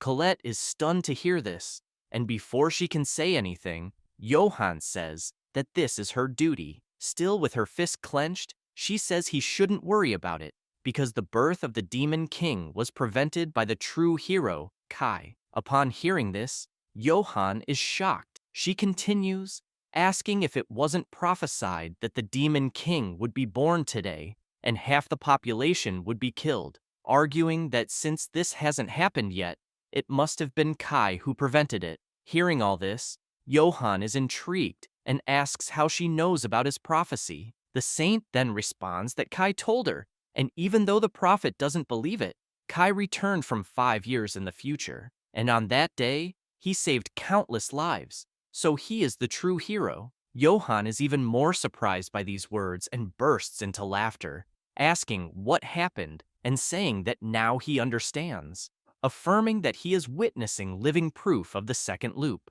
With a malicious look, he asks if the Kai she is talking about is the son of the Austen family, which she confirms. Then the prophet says that he is sorry to inform her, but he used the terrifying power of the abyss to almost kill his own brother, then rebelled against the Austen family, and even set fire to the family's mansion before fleeing. This shocks the saint, who asks if that really happened, claiming she doesn't believe this story. However, Johan, with a bizarre smile, says that his prophecy is absolute, and Kai Austen is the new Demon King. With that, he questions whether the saint will really ally herself with the Demon King, and comments that he can see that the saint is losing composure. He then gestures with his hand, and the prophet's warriors quickly advance toward Colette, while he asserts that she has left them no choice but to capture her. Johan reflects that Kai Austen from the second loop is a terrible threat to his plans, but sees that he has a special connection with Colette. So, if he takes the girl hostage, Kai won't be able to act against him, and he might even be able to extract some information. He also reflects that the time of the saint is indeed the key to the second loop, and the day when he will rule sovereign over the world is getting closer. But suddenly, the archdemon, who was previously in acute form, returns to its original form in a terrifying way, making all the warriors stop immediately. Terrified, they watch the beast, and even the prophet is shocked to see that huge demon. Without hesitation, the archdemon charges at the warriors, attacking one of them ferociously. Soon, one of the men sees Johan fall to the ground in terror and calls for him, but Colette, with the archdemon behind her, says that she had thought they could resolve this by talking, but now she realizes that everything Kai said was true. The prophet then calls her foolish and says that this is an archdemon. The saint, in a serious tone, tells him that he is the source of corruption and orders him to repent immediately. Seeing there was no escape, Johan says that he is sorry and that she is right, and from that moment on, he will be at her command. But the archdemon, furious, asks if he really thinks he can get away with such a shallow lie, and says he will make sure he never lies again. But before the archdemon could do anything, Colette asks him to wait. Then, the prophet, kneeling, says that the Pope forced him, and it wasn't his will to do this. But if no demon king was born, he now realizes that he has little reason to go after the saint. Colette, hearing all of this, becomes suspicious and asks if he is really telling the truth, and the archdemon, hearing that, tells her to stop. However, she ignores him and listens to the prophet, who swears by God that he is telling the truth. With that, she asks everyone to drop their weapons and surrender, and Johan agrees, but says he has one request first. He claims that her demon injured his men, which she agrees with, saying she will heal them. However, Johan says that she doesn't need to worry because it was their fault. Hearing this, the archdemon remains extremely suspicious, while the saint just watches and says it's fine. Johan then takes a potion and places it in the mouth of one of his subordinates, claiming it's a healing potion. He quickly makes the warrior drink it, and with a smile, Johan says it's very sweet. Out of nowhere, he starts laughing, saying that she is indeed a very sweet woman, while the warrior falls to the ground feeling something strange and asks what is happening to him. Colette, seeing all of this, is confused. Then, the archdemon, noticing something wrong, prepares to attack and asks what the prophet is planning. Suddenly, the warrior of faith starts screaming in pain, and his clothes begin to tear, leaving the saint terrified. She sees that the man has transformed into a sort of white Hulk and blocked the archdemon's attack with just one hand. Also watching the scene, Johann smiles and asks if the warrior likes the level boost and how it feels to be at level 800, which the warrior, completely delirious and transformed into a beast, says is unbelievable, as he can even rival an archdemon. The beast, observing this,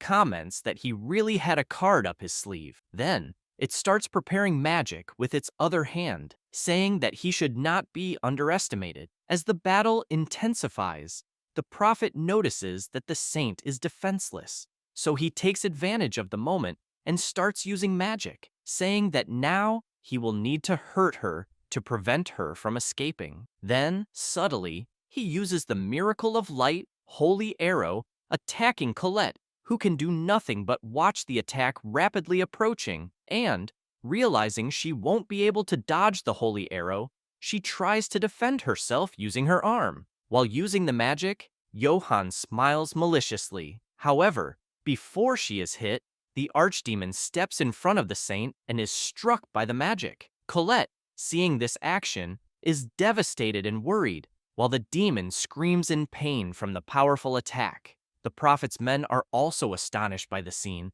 and Johann, adjusting his glasses, says that a high-level demon reduced to a guard dog is truly pathetic. With that, he tells his men that this is the chance for the Holy Knights. Then, they quickly use light reinforcement magic, and one of them says they are on the side of justice, calling everyone to attack with him. They then charge fearlessly, while the prophet thinks that this is pure elemental advantage, as light is stronger than darkness. Soon, the archdemon falls to the ground and is relentlessly attacked from all sides, which he, bleeding, says is too much even for a demon like him. Angry about this, Colette starts shouting, saying that this was cowardly, and stating that Johann should be ashamed of declaring himself a saint. He, smiling, says that he was entrusted with a sacred mission, so he is the embodiment of good and justice. Hearing this, the demon becomes outraged,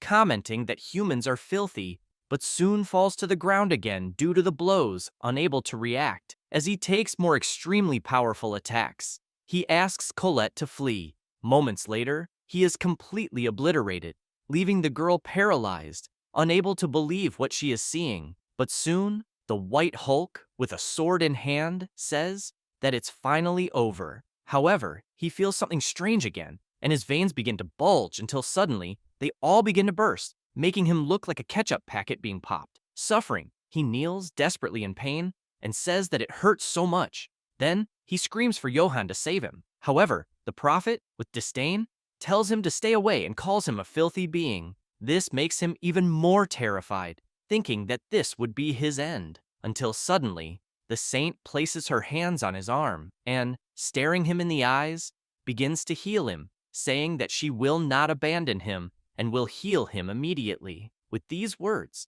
the man becomes emotional and starts crying. As he sheds tears, the saint continues trying to heal him. She concentrates, giving everything she can in that situation. However, the man says he is sorry and dies suddenly, staining the saint, who looks at it in disbelief. The prophet then approaches, saying that this is filth and they need to clean it up now. Colette, trembling with fear, asks if he already knew this would happen, which he confirms, emphasizing that they managed to improve the strength of that magical potion several times. But Colette interrupts him, crying uncontrollably, and on her knees says that, despite Johann calling Kai the Demon King, the true Demon King is actually him, acting against humanity. However, Johann simply closes the book, saying that it's a pity, and approaching the saint, says that he thought this would be fun for her as well. Hearing these words, Colette cries even more, outraged and furious with everything happening, while the prophet turns and tells his men that there is an emergency, explaining that Colette had a subordinate of the Demon King as a bodyguard, and her mind has undoubtedly been corrupted. He then looks back with a bizarre smile and uses the holy bonds, sacred chains to bind the girl, saying that she should listen well, because the demon king Kai is their true enemy, and from now on, she is forbidden from acting for his benefit.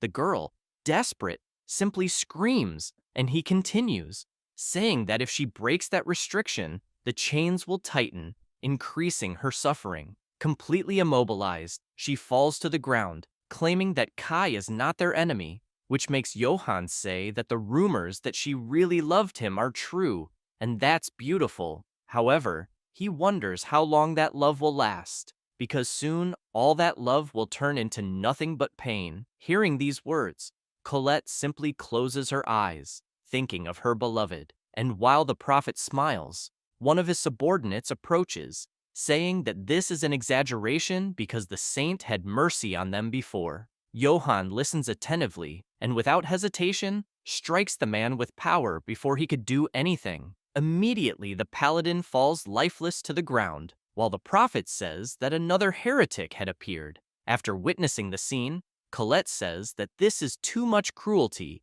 and emphasizes that God is watching this evil behavior, and at some point, he will be punished. He responds by saying that it was God who gave him the title of saint, and he is justice, and asserts that she will be judged by the heavens. Colette, completely surrendered, says that this couldn't have happened, and that's why she is sorry, and this makes the chains tighten even more. Johann laughs upon hearing that, and says that with the saint in his power, even the second demon king will not be a problem.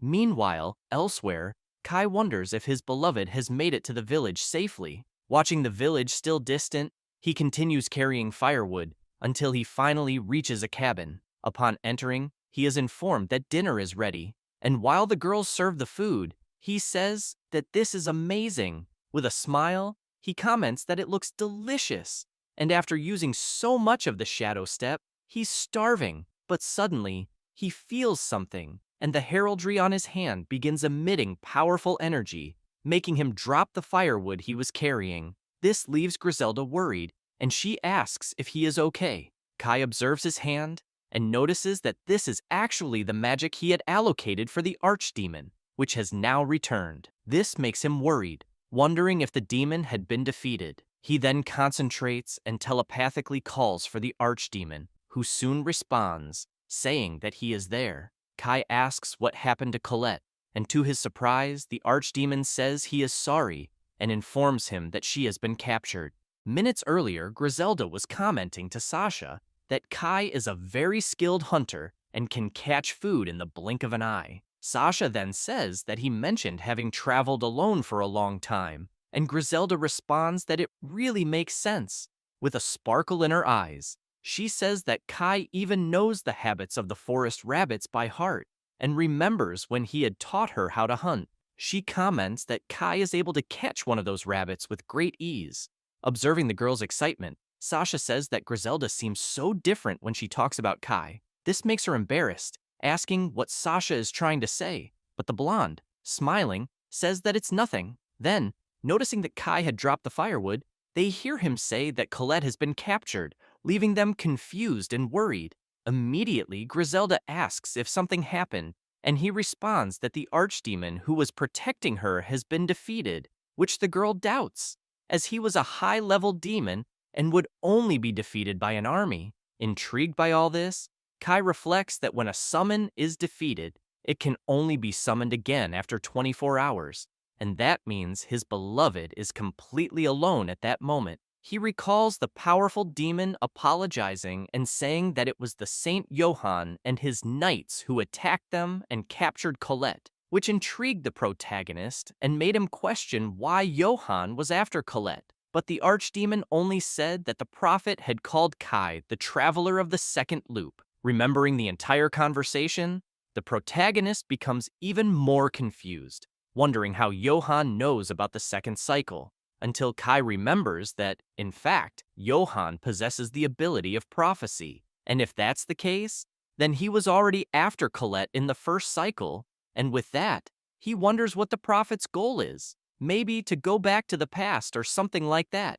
But soon, the archdemon informs the protagonist that Johann said that Kai was the demon king, and then used, without hesitation, the divine chains to bind the saint and strip her of her free will, forcing her to become an enemy of Kai. Shocked by the information, the protagonist reflects on this so-called enslavement magic and tells the demon that he understands everything and now he can rest. He then looks outside, deep in thought, but soon Griselda approaches and asks if he is okay, pointing out that he suddenly became very serious.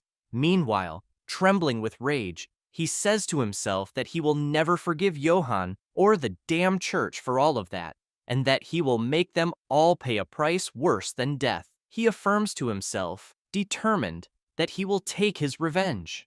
Until, suddenly, someone starts using magic and hits Kai in the back, surprising him. But when he turns around, he sees that it is Griselda, and he asks what the hell she is doing. With a smug smile, she asks if it hurt and says that she is strong too. Hearing that, Kai is completely lost, not understanding what she is trying to say. Then, visibly irritated, she says that he is carrying too much weight on his shoulders and shouldn't forget that she and Sasha are here too, questioning if they are his precious companions or not. The protagonist, still a bit shocked, listens to her saying that the three of them will rescue Colette as a team, and this makes him reflect that in the first cycle, the two were his enemies, Griselda with her army, and Ares, who was supposed to be his ally, and even his whole family, all enemies, and now he has come to understand everything. Kai then, with a smile,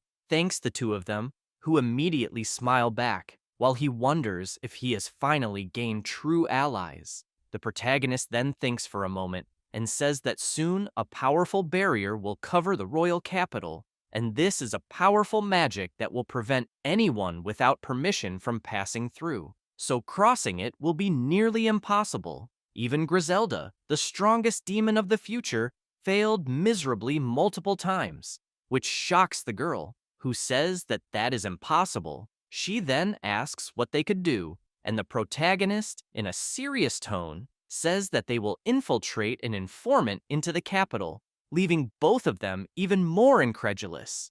Kai then explains that the barrier is strengthened by sacred artifacts inside the castle, so if they destroy them, the barrier should weaken, and he will take care of that. Sasha then says that they will have to find an informant and asks if anyone will agree to help them, to which Kai doesn't respond, just flashing a smile, leaving Griselda excited, asking if he already has a plan in mind. He confirms and emphasizes that even if they get past the barrier, the three of them still won't be enough. So, first, they will reclaim Griselda's territory, which leaves the girl even more surprised. She then asks about Colette, and the protagonist says that, although he doesn't like the idea of leaving her with them, he needs to make sure they have the strength to save her, and with that, they will certainly have the necessary help. Thoughtfully, Kai tells himself that Johann made the worst mistake of his life because he just created a much worse demon king than Griselda,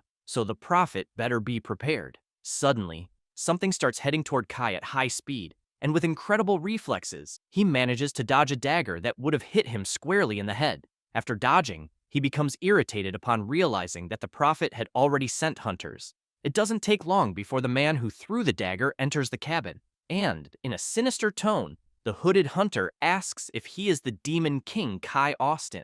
Soon, more eyes start appearing, saying they are the church's sword, the purifiers, and they order Kai to repent for his sins. They quickly charge at him, making the girls jump in fear, and Griselda asks who those people are. The protagonist, dodging an attack, says they are from the hidden side of the church and eliminate anyone who gets in their way. In a quick movement, one of the hunters throws several daggers at the protagonist, who immediately realizes he won't be able to dodge, until Sasha heroically jumps in front of Kai and, with a plate, manages to block the attack. Slightly, Griselda also charges forward, showing excitement and motivation as they are members of the church. In the blink of an eye, she kicks them out of the cabin with precise strikes, and one of the hunters, looking back and seeing his fallen comrade writhing in pain on the ground, finds himself surrounded by hunters outside the cabin. Griselda and the others remain undaunted, and she says that even though they are outnumbered, Kai doesn't need to worry because he is not alone. He reflects that he also fought against the purifiers in his first life. As the hunters advance, he continues to remember that those are the elite force of the Holy Church, and he had a lot of trouble against them because they give everything in a battle. So, he uses the Black Lightning, destroying everything and anything around him, concluding that he is much stronger now than he was back then. And, moreover, he still has his companions by his side. Immediately, Sasha starts throwing plates at the advancing hunters, and, kicking one of the plates, she uses the Dinner Storm. One of the hunters, noticing the attack coming toward him, is shocked and takes the hit directly to the head, being thrown backward. Watching the scene, one of them notes that they are fighting powerful opponents, but before he could think of anything, Griselda also starts using her powers and attacks with the Blood Whip, hitting precisely 3 of the hunters, who didn't even have time to think of a reaction. After the attack, she asks if that's all they can do and points out that she is just getting started. Observing the effect of Griselda's attacks, Kai is surprised that the church members aren't even able to react, and with that, he tells her not to let her guard down and comments that they are like forest rabbits. Hearing that, she gets confused and wonders about them being like rabbits, but soon remembers that days before, Kai had explained to her that when rabbits are cornered, they hide and usually use shadows to conceal themselves. After seeing that really happen, she understood what the protagonist meant. Returning to the present, with a smile, she stays alert with her powers ready, while the church knights hiding behind bushes don't realize that she is still on alert and wonder if she has run out of energy. They then prepare to ambush her. At the same time, Griselda lowers her head and, concentrating, manages to feel that their enemies are behind the trees. It doesn't take long before the hunters charge at high speed, but as they pass through an energy hole in the ground, one of them is surprised, and before they could do anything, all of them are caught by traps that cruelly impale them like meat skewers. Watching the scene, Griselda smiles, proud of her work, while Sasha congratulates Kai for his teachings and his companion for the execution. Then, Griselda affirms that it's all thanks to the Pact of the Celestial Kings, which Sasha agrees with, also saying she feels much more capable than before. After all the hunters are completely obliterated without much difficulty, Kai tells himself that it helped a little and is surprised that they have come this far, as he apparently underestimated the potential of the girls. Sasha then approaches with one of the warriors and informs that they captured him, asking what they should do with him. The protagonist says that this is perfect. He tells the man that he was waiting for them to come after him, but didn't expect them to arrive so quickly, and the man, trembling, questions if Kai was already expecting them. The protagonist ignores the question and orders the man to make a pact with him, the new Demon King, and become his familiar. This leaves Griselda completely confused, remembering when Kai made the pact with Sasha. She then asks why Kai would make a pact with someone like him. The protagonist then makes a simple gesture for her to stop and tells the church member that he is not in a position to refuse. But he, reluctant, says he would never do that, asking why a devotee who has lived his whole life for the church would make a pact with the Demon King. The protagonist then turns to Griselda and asks her to transform the poor man into a zombie using her vampiric powers. This terrifies the man, imagining what that would be like and asking if Kai plans to turn him into an immortal monster, begging him not to do it. Kai then says that he already knew he would say that and asks what his name is.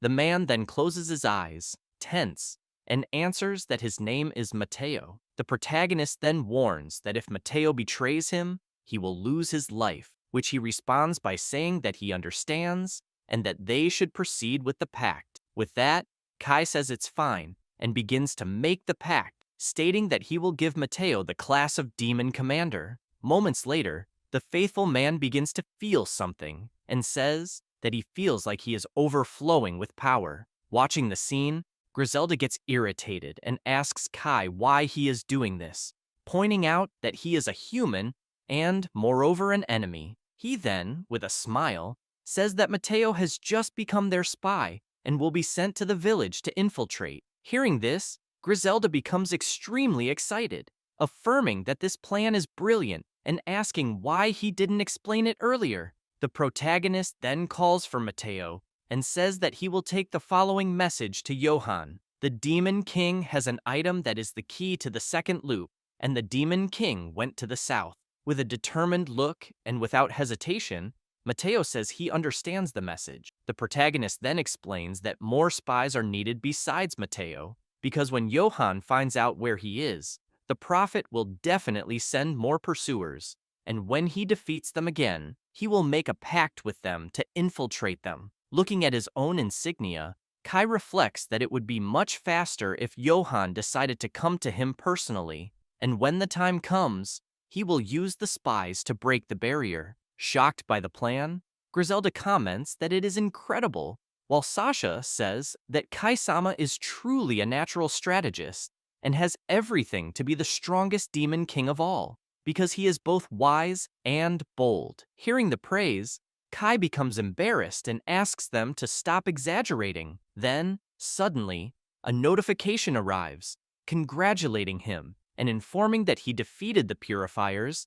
and turned one of them into an informant, and for that, he received evil points. The protagonist, pleasantly surprised, asks if that also counted as an evil act, and reflects that if things continue like this, he will end up gaining more than just spies, and might even acquire resources to use in the future, but he needs to rescue Colette as soon as possible. Suddenly, Sasha calls for him, and he asks what's wrong. She then shows him a fallen, wounded being and comments that a demon is hurt. Immediately, Griselda runs to the demon and asks what happened. Desperately, she screams for him to be healed immediately, and the demon, in his last moments, says that the demon territory is lost and they need to flee from them. Griselda then shouts for him to hold on and asks what he is talking about. Intrigued, Kai just watches, shocked, and the demon, almost passing away, says it was Elsa.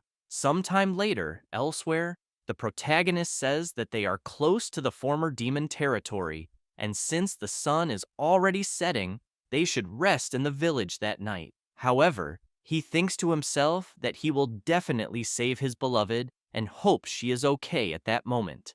Meanwhile, watching a beautiful blue butterfly, Griselda also thinks about Colette and says that they need to resolve this quickly, while the wounded demon, approaching, greets the three of them. He thanks them deeply for getting him out of that critical state, which makes Griselda say that it was nothing. With determination in her eyes, she says that she will not allow her people to perish, which the demon, bowing, says is admirable. She then asks him to hide until they can retake the demon territory, and the demon, agreeing, emphasizes that their territory is in terrible condition under the command of Elsa and her faction, as they are Machiavellian and use any means necessary to achieve their goals. She then asks him, please, to be careful, while Kai, after thinking that, unlike Ares, Elsa will not be an easy opponent to deal with, says that they need to gather information. Hours later, in a tavern, loud laughter is heard, seemingly mocking demons.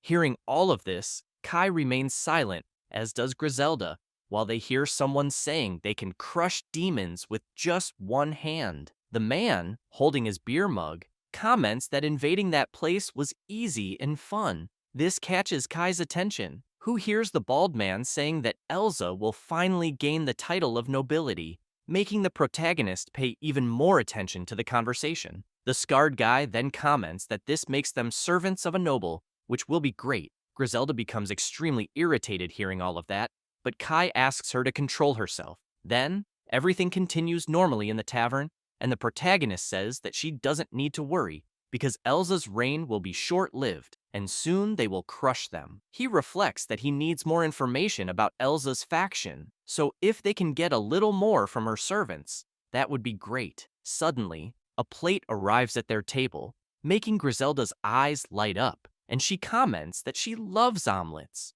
This makes Kai smile and comment that anything pleases her. Sasha promptly starts serving a glass of wine for Kai, which he thanks her for. Observing that, Elsa's servants comment that he must be a noble and begin to laugh. Observing the clothes of his companions, the protagonist comments that it's time for the two of them to find new outfits. He says that he wouldn't like to say it, but the two of them are standing out quite a lot in that environment. It doesn't take long before one of the men approaches, greeting Sasha and asking her to serve him as well. She asks what he is talking about and says she refuses to do that. The man laughs at her response and asks if she knows that he is from Elsa's faction's vanguard, so she should leave that annoying noble alone and serve him. Meanwhile, Kai thinks that his plan is working, and Griselda is still celebrating that she will finally eat her omelet. Suddenly, out of nowhere, the man kicks the table, sending everything flying, and asks if Sasha is deaf. Seeing her precious omelet flying, Griselda is paralyzed, unable to believe what she is seeing, while the bald man drinks excitedly at the situation, and others are stunned. Griselda watches the omelet on the floor and, with tears in her eyes, calls the man insolent. However, the man isn't concerned with that, and smiling, calls Griselda a vampire and asks if the blonde girl is her slave. He comments that she seems well-trained and desires to possess her. Kai, observing the situation, steps in front of the man, saying that that's enough. Promptly, the bully observes the protagonist's insignia carefully, raises his bottle, and calls Kai a brat, saying that he is very brave for being just a C-rank black mage. He turns around and comments that it's the class he hates the most, asking if he should eliminate him right there. The protagonist, unfazed, says that he should first pay for the omelet, leaving the man even more surprised, as he was showing his hand to Kai, trying to intimidate him. He comments again that Kai is very brave for not running away after seeing the dragon gauntlets, but the protagonist remains on alert, thinking that this guy is from the warrior class and seems quite confident. He then says that he has a few questions for the man, and the bully responds that, unfortunately, the questions will go unanswered, as that conversation will be very short. Immediately he charges at Kai, preparing to attack with the gauntlets, and saying that he will just eliminate that brat and take the two girls. Watching the scene, the bald partner gets excited, while the others become worried and scared. However, Kai Austin, focused and calm, just watches intently. The man then delivers the blow, breaking everything in front of him, and after the attack, smiles proudly, saying that the brat chose the wrong opponent. However, before he could say anything else, he feels an immense pain that makes him bleed from the mouth. It's none other than the power of a punch from the protagonist, which makes the bully fall to his knees, and after a few moments, he falls completely lifeless. After the blow, Kai holds his own fist and asks if he overdid it. While observing the scene, the people present are completely stunned and incredulous, except for Sasha and Griselda, who are celebrating, commenting that it was very satisfying. The bald man, who also witnessed everything, says that it's impossible for a black mage to have defeated a member of the vanguard, and with that, Kai identifies them as Elsa's subordinates as well. He then turns around and explains that, in fact, this happened because he is level 999, leaving the two men even more shocked, saying that there's no way that's true, to which he responds, saying that he is stronger than an ordinary warrior, and now it's time for them to start talking. The two members of the vanguard begin to tremble and sweat with fear, and the one with green hair asks why he is after Elsa. Displaying his powers, the protagonist responds that he doesn't want to spoil the food, so they will talk in the back of the establishment, and emphasizes that black mages have a vast arsenal for torture. Promptly, the two men, scared out of their minds, say it's fine and that they will tell everything. Outside the tavern, Kai, with his arms crossed, says he understands everything and asks if the economy is doing well, also questioning if they are making money with demon slaves. Hearing this, the two thugs just think that they are completely screwed. Moments later, Kai returns to the tavern with a smile on his face. With a bag of money in hand, he tells everyone there that he will pay for everyone's bill, which makes the men smile and celebrate happily, while Griselda comments that Kai is really generous and will spend the two fools' money, Elsa's subordinates.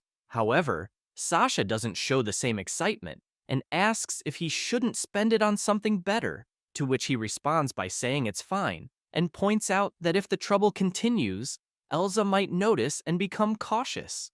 And after everyone eats and drinks, he will cast a forgetting spell on everyone there. He also notes that drunk people are more susceptible to that magic. After hearing all of that, Griselda becomes worried and informs the protagonist that the forgetting magic is usually dangerous.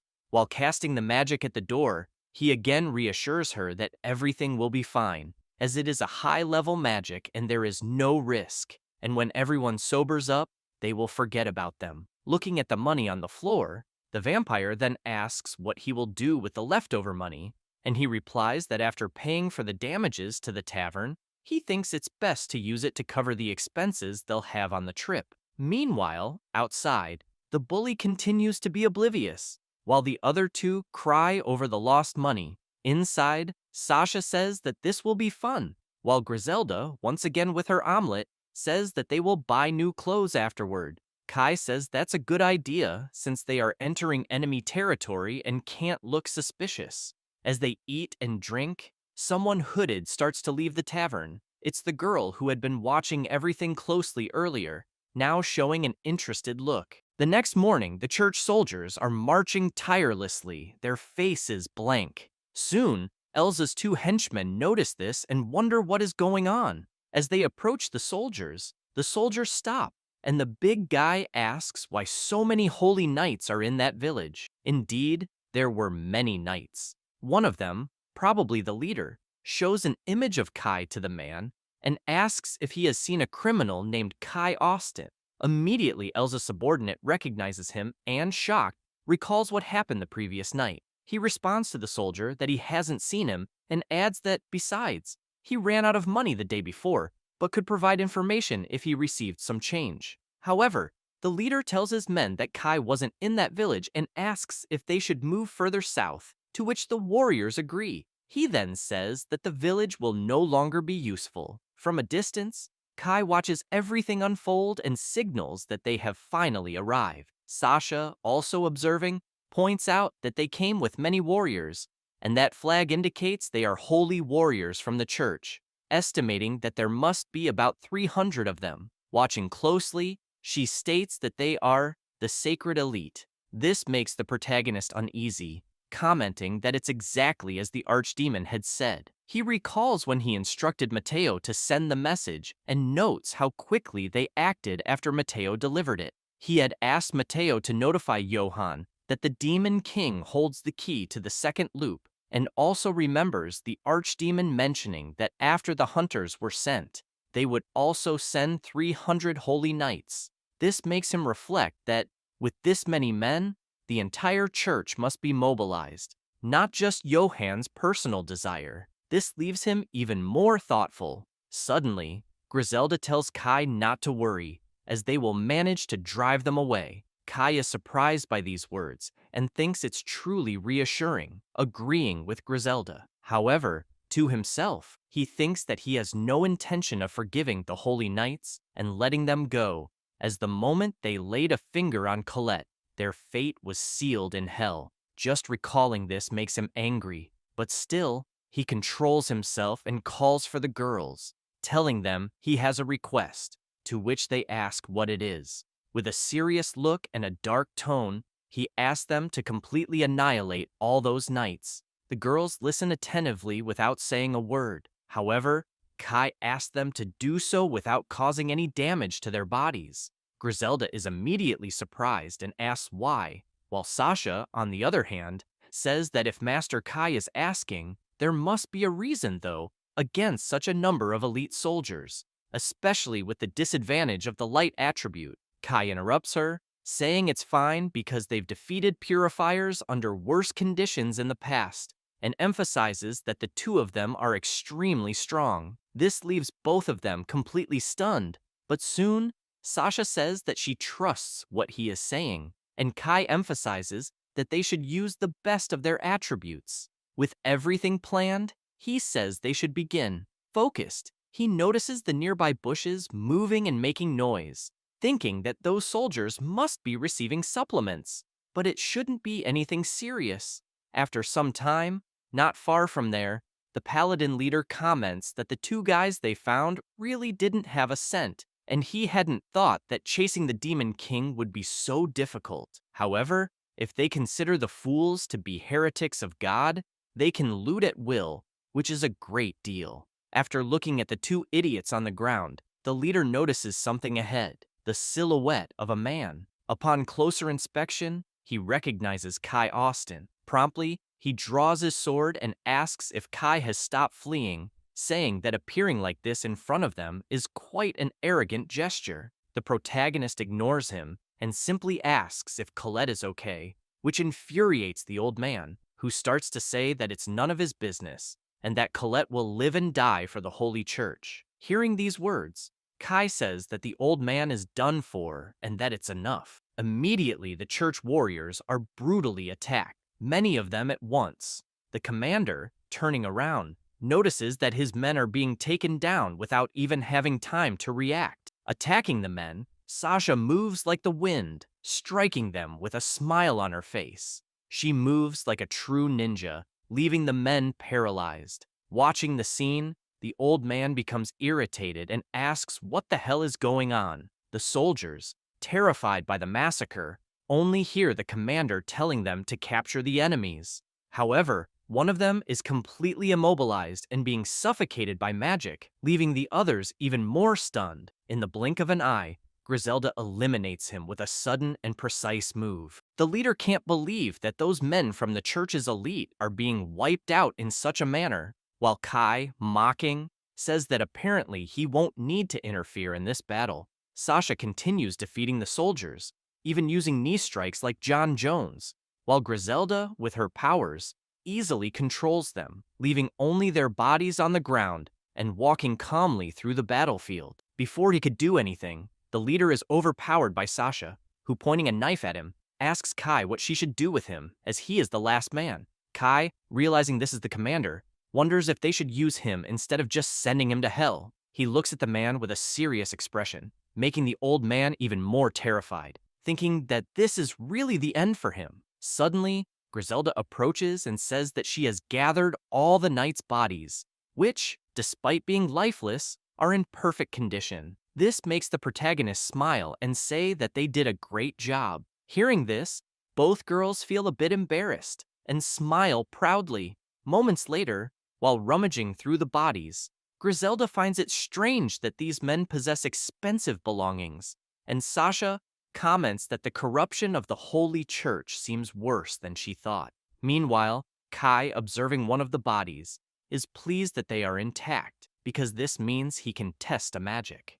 Out of nowhere, Griselda calls the protagonist and asks what he will do with these men, and when he says they will turn them into allies, it leaves both girls shocked and confused. Kai then begins to use the magic, remembering that it is a forbidden black magic called rebellion against God, and, thinking it through, remembers that in his past life, he had never used it. Watching that, Griselda is stunned, commenting that this is really something huge, and, with the entire area filled with the protagonist's black magic, the soldiers begin to receive it into their bodies, and, moments later, they start to come back to life, until finally, after some time, all the church knights are resurrected with that powerful black magic. Griselda, shocked, wonders what the hell that is, recognizing it as high-level necromancy. Still incredulous, she says that Kai managed to use it on such an absurd scale, and now understands why the protagonist asked them not to damage the bodies. Among the soldiers, the commander, also present, is in shock. Then, Kai explains that they have perfectly synchronized command, with courage and bravery in battles, and with the original bodies of elite knights, equipped with high-level heavy armor, they form an unmatched battalion, a true zombie army. Shocked by all of this, the commander says that Kai will never be forgiven by God, which makes Kai reflect for a moment and ask if he is really referring to God, because remembering his beloved, who is trapped in the capital, He says that if God exists, there should be salvation, and if he chose not to extend his hand to a saint, then it is he who cannot be forgiven. These words leave the old man even more shocked, and Kai reflects that to rescue Colette, he will do whatever it takes. He then asks the commander his name, and the man, trembling with fear, can barely speak, prompting Kai to offer him two options. The first is to become a subordinate of the Demon King, and the second is to be a zombie. Suddenly, the system congratulates the protagonist again, informing him that he defeated 300 holy knights and made their commander surrender, earning him 1,200 points.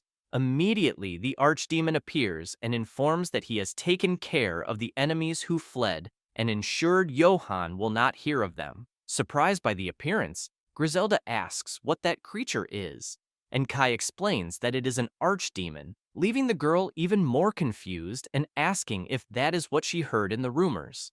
Meanwhile, the little devil asks Kai about the other matter they should take care of, and Kai, somewhat suspicious, says that they will handle that as well. In the bushes, trying to hide, the hooded girl from the tavern is noticed by the protagonist. Meanwhile, elsewhere, Ares walks through the forest, completely lost and confused, wondering what the hell happened to him. It doesn't take long until he remembers that the cause of all this was his own brother, and, weakened, he collapses to the ground, unconscious. Moments later, a carriage passing by notices the young man lying on the ground. Ares then wakes up to the noise and begins to try to speak, and inside the carriage, a gentleman and a beautiful lady are shocked to see the young man in that condition. Hours later, at dusk, Ares, eating noodles, celebrates life, saying that this time it was a close call. Meanwhile, the young lady, with a shy smile, says that it's really good to see him well and safe, and she never expected to have the honor of meeting a hero. As she speaks, Ares devours the noodles like a hungry dog, and the blonde, still smiling, asks why he was lying there in such a remote place. Upon hearing this question, Ares quickly becomes irritated. 3 days earlier, in front of the Austen family estate, Ares had tried to convince the guards that he was the second son of the family and begged them to let him in. Showing his heraldry, he asked them to take a good look, as the emblem of light meant that he was the hero. One of the guards then replied that this proved nothing, but if he showed the holy sword, they would inform his father. This irritated Ares, who, shouting, said that the holy sword had been broken, which made the guard retort, saying that this was impossible. Ares, even more enraged, attempted to punch the guard, but the guard, with extreme ease, blocked the punch using only one hand. However, it was at this moment that the guard noticed something and promptly said that Ares had now revealed who he truly was, claiming that he was from a dark class with attributes of darkness. This confused the young man, but as he noticed the heraldry on his own hand, he was shocked, wondering why the hell that symbol had changed. The guard, doubting everything, said that he was actually pretending to be a hero, and ordered the other guards to make sure that the kid never came back there and teach him a lesson. Immediately, the other guards began to approach Ares to beat him up, and he, frightened, begged them to wait a second. However, one of them, with an evil smile, said that he had a grudge with Ares for a long time, and now he would pay for everything he had done to him all this time. Hearing this, Ares became even more desperate, pleading not to be beaten and saying that it was all a misunderstanding. But without hesitation, the guards began to hit him. Moments later, they threw him to the ground, and one of them commented that it should be enough, to which another responded that they would never see that worm again. Returning to the present, Ares becomes irritated remembering all of that and thinks that he will never forgive them and that one day he will have his revenge. The girl then questions him about being the hero, to which he disrespectfully says that it's none of her business. Still, the girl apologizes for asking and comments that he must be tired, so he should rest well that night. This makes Ares pay attention to the young lady, and soon he notices that she is actually quite beautiful and has some wonderful curves. With this in mind, he wonders how far the privileges of being a hero go. Soon, the beautiful young lady interrupts his thoughts, saying that she is tired from the trip and will retire, but Aries could feel free to stay. Hearing this, he gives a mischievous smile and comments that he will certainly feel at home. After leaving the dinner, the young lady walks with her servant, who tells her that heroes are nobles, so she could rest easy, to which she responds, saying that she will let him take care of things while she sleeps. With that, she closes her bedroom door and wishes her servant good night. Moments after this, Aries bizarrely appears, asking the servant to hand over all the money in the mansion, which leaves the old man completely shocked. As Aries searches through the mansion, he asks what the young man is talking about.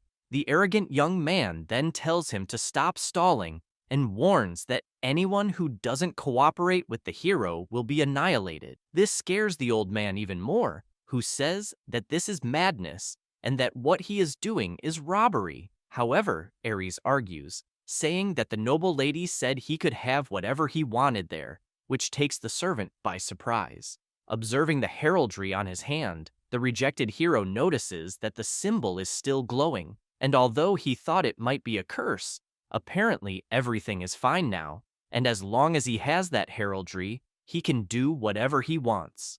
With this in mind, he says that now he will truly start feeling like a real hero and orders the servants to bring him women, the most beautiful ones. This irritates the old man, who starts shouting that this is a sick request and that it is impossible for a hero to act like that, so the guards should take him away. Promptly a guard appears, saying he will do it, but as he approaches Aries, he hears the boy telling him to pay close attention. He says that challenging a hero is risky, and if he doesn't want his entire family to be executed, he must obey the orders he receives. This makes the man anxious and unsure of what to do. Then, Aries starts laughing and orders those idiots to bring all the money and all the women available in the mansion. It doesn't take long for them to bring all the money to the ridiculous hero, but upon hearing all the noise, the young lady steps out of her room and asks what is going on. She quickly notices the bags of money on the floor and everyone present. Shocked, she can't believe what she is seeing, as she sees two of her beautiful servants and all the money offered to Aries. Immediately, the old man appears, asking her to please return to her room. However, Aries pushes him away and says that the lady herself is gracing him and that he would like to go to the bathroom with her. This infuriates the young lady, who asks what the hell he is talking about, and he, pointing to the mark on his hand, asks if she is contradicting the hero. However, upon seeing the symbol, the girl says that the symbol doesn't belong to a hero, neither here nor in China. Realizing something is wrong, Aries looks at his own hand, desperate and confused, wondering why the heraldry had transformed into the symbol of darkness again. While he tries to understand what's happening, everyone in the mansion glares at him, completely furious. Before Aries could do anything, the lady orders her guards to capture the idiot, which they promptly do, running after the false hero. Running as if there's no tomorrow, Aries can't understand what happened and keeps saying that he is the hero, the best of all time. Sometime later, in the middle of the night, Aries is again walking through the forest, wounded and with an arrow stuck in his back, commenting that those guards really tried to take his life. Irritated, he says he doesn't understand why that symbol is changing, as he thought it was supposed to be a permanent curse. Seeing a village ahead, he concludes that for now, he needs to leave the Austin territory and regroup, as there are still many people who probably don't know what's going on. Meanwhile, in the village, several people are looking at a poster pinned to the wall. Shocked, they wonder why the second son of the Austin family is being hunted. The poster reads, "Wanted criminal, Aries. A reward will be given for his capture, dead or alive." Meanwhile, elsewhere, Kai is talking to Sasha while the girl hides behind some bushes. Astonished, she comments that those people are very strong, as neither Elsa's subordinates nor the Holy Knights were a match for them. This makes her wonder who those people are. Unaware of a magic approaching, she is taken by surprise by Griselda, who, standing next to her, asks what her objective is. Seeing the threatening magic close to her eye, the girl becomes even more frightened and Griselda asks if she is an agent of the Holy Church, warning her to think carefully about what she will answer. The girl, completely terrified, just closes her eyes and begs Griselda to stop. Then, Kai also asks the vampire to stop, which makes her question him as to why. Kai then explains that apparently, this girl has no ill intentions, and that he had been observing her for some time. This leaves the young girl even more shocked, asking if he really noticed her nearby. The protagonist confirms again, saying he saw her leaving the tavern. He also claims to know that she is a demon. With this, the young girl removes her hood, revealing her rabbit ears, and still says she is shocked that Kai noticed all of that. Griselda is stunned by the whole situation, apologizes for scaring the girl, and takes the opportunity to ask why she was doing that. The purple-haired girl then introduces herself, saying her name is Merle, from the Cat Ear tribe, and asks if they are pursuing Elsa, which Griselda promptly confirms. Merle then lowers her head, and tears begin to fall. She says that she needs to ask them a favor, and Griselda asks what it is. Merle hesitates for a moment, but soon says that her sister and everyone else were captured by Elsa, and she would like them to save them. Kai listens silently as Griselda, intrigued, asks her to explain what happened. Sometime later, walking in a dark place, in the mithril mine on the territory of the former Demon King, several demons are working, while men beat them to make them work more and more. Watching the scene, Griselda is upset to see so many demons being enslaved, and says that this is unforgivable.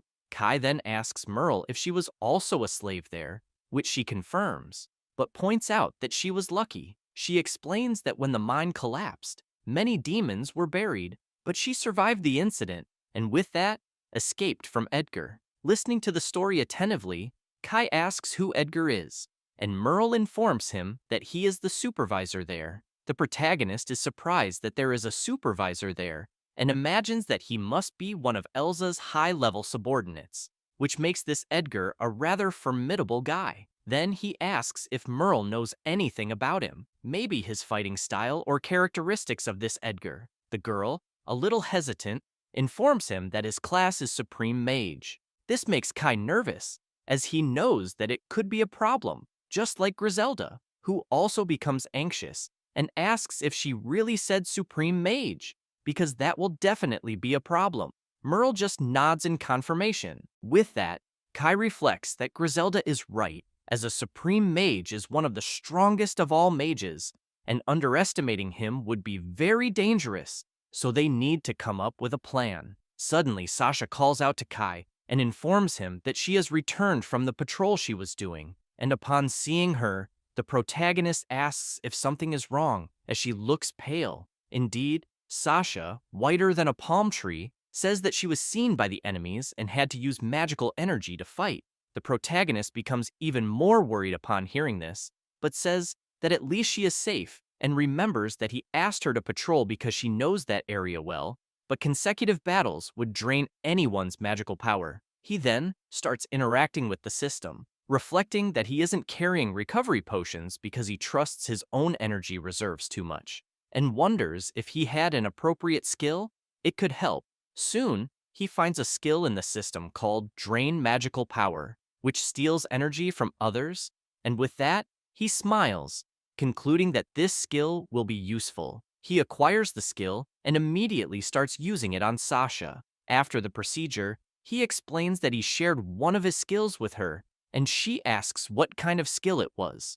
Kai then says that it's called Magic Power Drain, and with it, he can transfer magical energy to her. This leaves her shocked, upset that he is giving his power to her, but he explains that with this skill, she could drain magical energy, but it can also be used carefully on allies to only share a little, so they will use it to recover and use strategically, stressing that he trusts her to do this. However, to himself, he thinks there's another purpose behind this decision too. Sasha then takes a deep breath and soon starts draining the protagonist's energy. Quickly, she says that her magical energy is returning to normal and that she already feels completely recovered. While her energy is being drained, the protagonist notices that, at his level, it barely affects him, and tells her that everything is fine now. He then asks how her patrol went. This grabs the attention of Griselda and Merle, who listen attentively as Sasha says that she found a caravan on the road near the mine,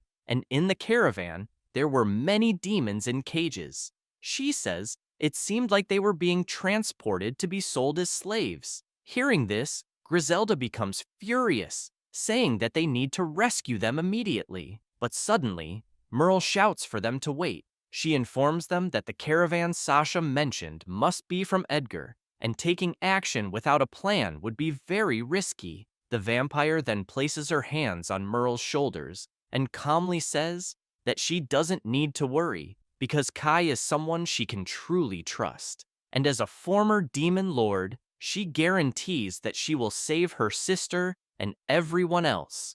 This excites Merle, and she asks if that is true. However, she soon stops to think better and wonders what Griselda meant by a former demon lord. Shocked, Merle asks if this is really Griselda, but the vampire ignores her and simply tells Kai that they need to rescue the demons quickly. He confirms, emphasizing that they will rescue all those who are imprisoned, and this is enough to calm Griselda and Merle. However, he says that before that, he starts using powers on Griselda, saying that he will share the skill with her as well. Griselda, receiving the skill, says that it will be really useful. After the procedure, Kai affirms to himself that they are finally ready to face the Supreme Mage. Observing the caravan, he reflects that to save Colette, he will need allies, and it will be good to help all those enslaved demons, as he can free the oppressed and make them strong allies. Meanwhile, pulling the caravan, a young demon is barely holding on, and one of the men orders her to speed up, smiling and belittling the poor slave who can barely stay on her feet. As the caravan continues its journey, the slave pulling it falls to the ground, exhausted. The slave is Merle's sister, who hears the Supreme Mage Edgar asking why she is so lazy, and she, almost at her limit, simply apologizes. The mage then prepares a spell and asks if she would like to receive a bit more of that magic, and with a smile, he shoots the spell at the girl, shouting for her to hurry, while the poor thing only screams in pain from the shock caused by the magic. With that, she collapses to the ground again, completely debilitated, and Edgar, with a bizarre smile, says that if they don't reach their destination by nightfall, he will sell her younger sister. This immediately motivates the girl, who says that she will make it and will hurry, begging him, please, to leave her little sister alone. Then, once again, she resumes pulling the caravan, which slowly begins to move again, causing Edgar to smile slightly. He thinks to himself that Merle has probably already lost her life when the mine collapsed, but this is serving to threaten the young demon, to make her obedient, and even if something happens to her, he can sell her for a good price. While he laughs to himself, someone inside the caravan asks him to be cautious. He then asks what he's talking about and calls him Walter. Walter then asks if his plan isn't to transport the slave demon safely, pointing out that Elsa is cautious about the supposed demon king, so it's possible they'll encounter him along the way. This irritates Edgar, who tells him to stop talking nonsense, as they are part of Elsa's group, and no one would be stupid enough to cause trouble with them. Edgar also takes the opportunity to mock at the fact that Walter mentioned the Demon King. With that, Walter and the other two men remain silent, just listening, while Edgar continues, explaining that, in addition to everything, they are under the protection of his unbeatable magical barrier, so no one can get near them. Therefore, as guards, they are just backup for backup, and should stay quiet for the rest of the journey. Hearing all of this, Walter gets irritated but says nothing and simply closes his eyes. And so, the journey continues through the barren land, but it doesn't take long for Merle's sister to feel exhausted again and begin breathing heavily. With that, Edgar prepares another spell, threatening her, asking if she wants to be beaten again. However, her magic starts to dissipate slowly, leaving him completely confused.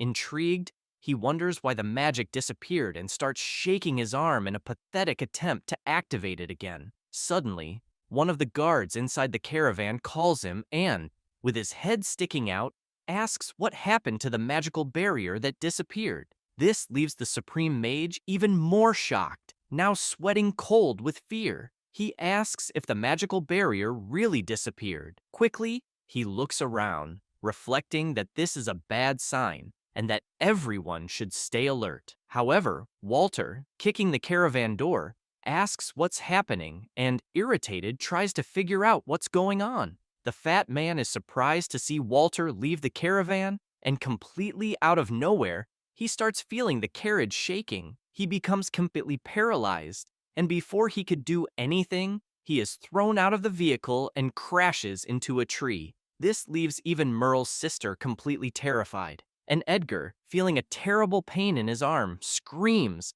asking what the hell is happening. Immediately, Sasha appears and, lifting the caravan with just one hand, asks if he is the one called Edgar. Seeing the girl practically destroying the caravan with one hand, Edgar begins trembling with fear and asks what kind of absurd strength that is. Questioning if she was the one who attacked the caravan, he reflects that being attacked just when he can't use magic is really bad luck.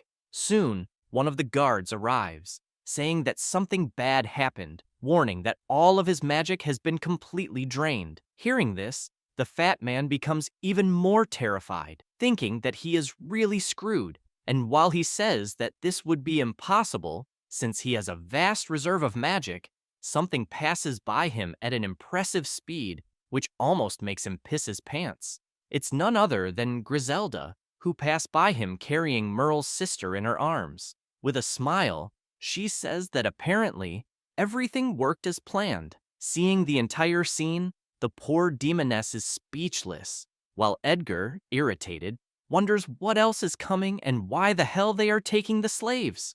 Soon, Kai appears, and in a calm tone says that now they just need to finish this and leave. Meanwhile, Griselda tells Merle's sister that she is safe now. Not understanding any of this, Edgar is surprised to see a young man there as well, and tells the guards to stop them, as he hired them specifically for this. However, one of the guards hesitates and says that despite him saying that, Edgar is incapable of using magic, which makes the mage think that the only one who can fight without using magic is Walter. And so, it doesn't take long for Walter to begin approaching Sasha with a massive sword in hand. He then apologizes and says he will do this just for business. Immediately, he moves and attempts a surprise attack against Sasha, who skillfully manages to dodge.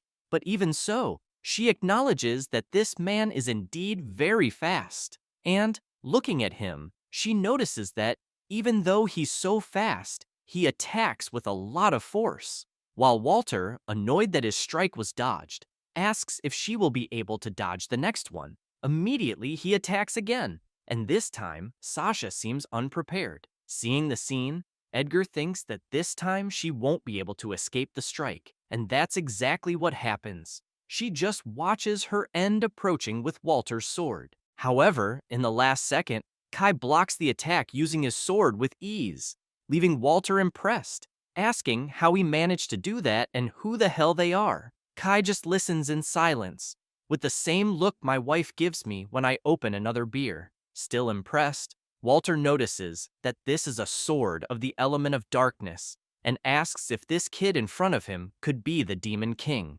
Immediately, Edgar starts shouting, telling Walter to eliminate the boy quickly and saying that he's way too soft for a knight. But before he could finish, he is pulled by Griselda's magic. She then tells him that it's over and that he should pay. With that, he orders Walter to surrender, which he promptly does, dropping his sword. Kai then turns to Edgar and says that now he will. But before he could finish the sentence, Edgar, desperate, asks him to wait and questions what he wants. He says that Kai can take the slaves if that's what he wants, and that he will do anything Kai asks, begging to be spared. The protagonist then agrees and comments that he has no personal issue with him. However, he will let the slaves decide what to do with Edgar, asking if Edgar is with him or not. The slaves hear everything, silently and with worried expressions. Shocked, he looks at the slaves, saying he's sure they are grateful to him. After all, he took very good care of them.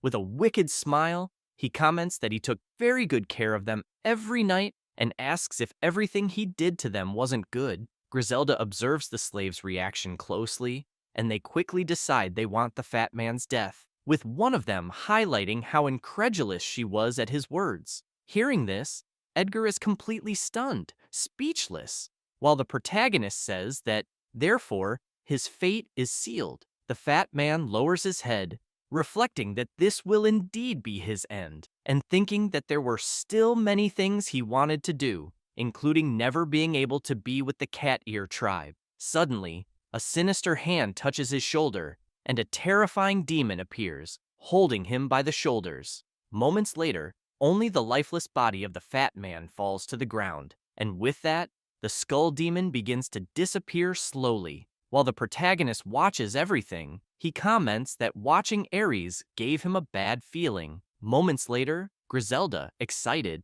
calls for him and, with a smile, says that the plan was a huge success. Kai then responds, saying that it was all thanks to her and Sasha. Sometime before, after using one of his abilities, Kai asks if the skill sharing worked, which she confirms, pointing out that now she is able to drain magical power. The protagonist then says that they will proceed immediately with the plan, and, considering that the enemy is of the Supreme Mage class, confronting him head-on in a state of alert would be too risky, so they will use the power draining. Immediately, Griselda gets excited, saying that they will steal their magical power and pointing out that a Supreme Mage without magic is just an ordinary human. However, Sasha shows concern, explaining that Supreme Mages have vast amounts of magic and questioning if it wouldn't take too long to drain all their power and if they wouldn't realize they were being drained.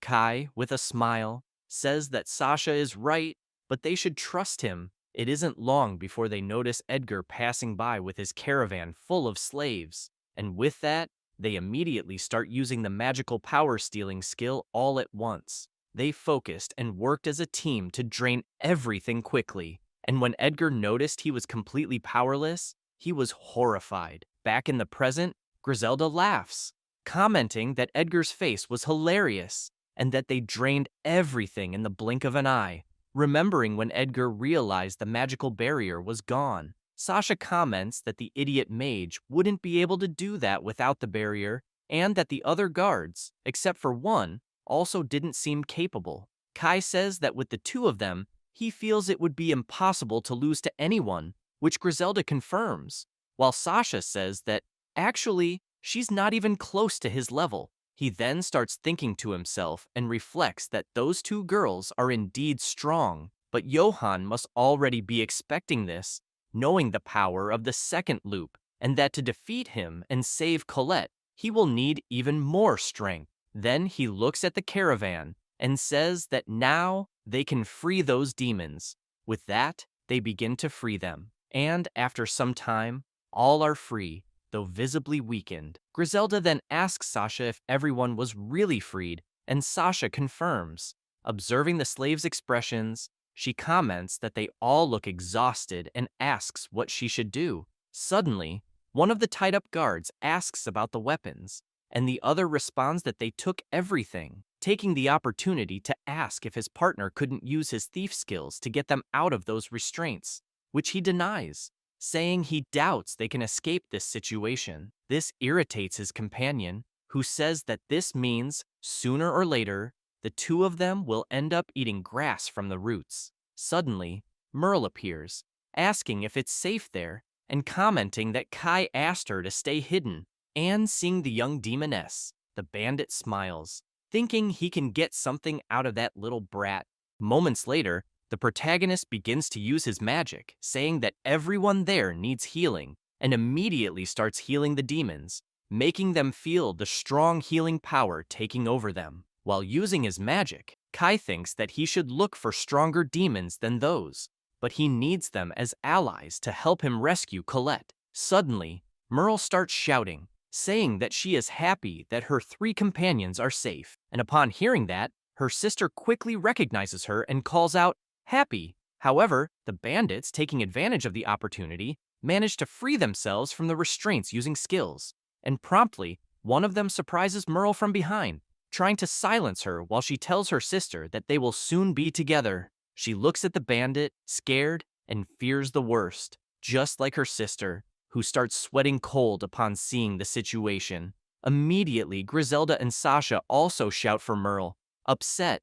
Meanwhile, the bandit smiles and says that with a hostage, they have an ace up their sleeve. However, Kai, with his powers already prepared, asks if the bandit is sure of what he is saying. He ignores the question and simply tells the protagonist that if he cares about the life of that young woman, he should let them escape. Meanwhile, the young woman's sister, irritated by that, quickly rushes at the bandit, hitting him and making ketchup spurt from the bully, leaving Griselda proud, celebrating and highlighting that Merle's sister managed to catch them easily. After observing the scene, Kai is also impressed with the swift movements and recognizes that there is more to her than meets the eye. Sasha watches everything in silence, while the bandit reflects on that dormant power, noting that one should never underestimate the cat ear tribe.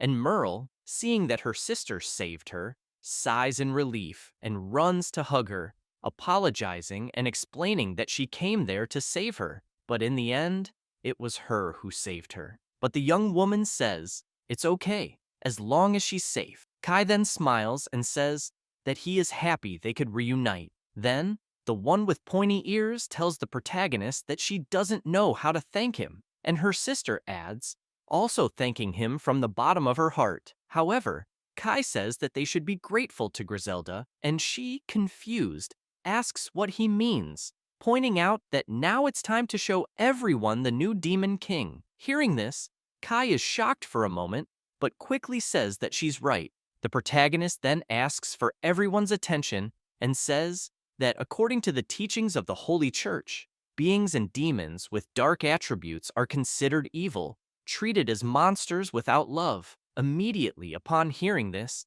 everyone is surprised, wondering if it's really true. Then, Kai, opening his arms, continues saying that those who have hearts and who love, in truth, are the ones here. Merle and her sister are also impressed by his words, and he goes on, saying that he will create an ideal nation in the demon realm. The bandit is confused about this nation talk. However, Kai says that this will be where beings with dark attributes and demons can live without discrimination, and that there, he will be the Demon King. Completely shocked, the man asks what the hell he's talking about, while Griselda gets excited. He then concludes, saying that the next step will be to recover the mithril mine. Everyone present starts to get anxious, while Kai says that those who can fight should prepare because they will liberate the demons and recover the nation. Not believing what he's hearing, the bandit starts shaking, shocked, while Sasha says that this is a beautiful prophecy from Kai,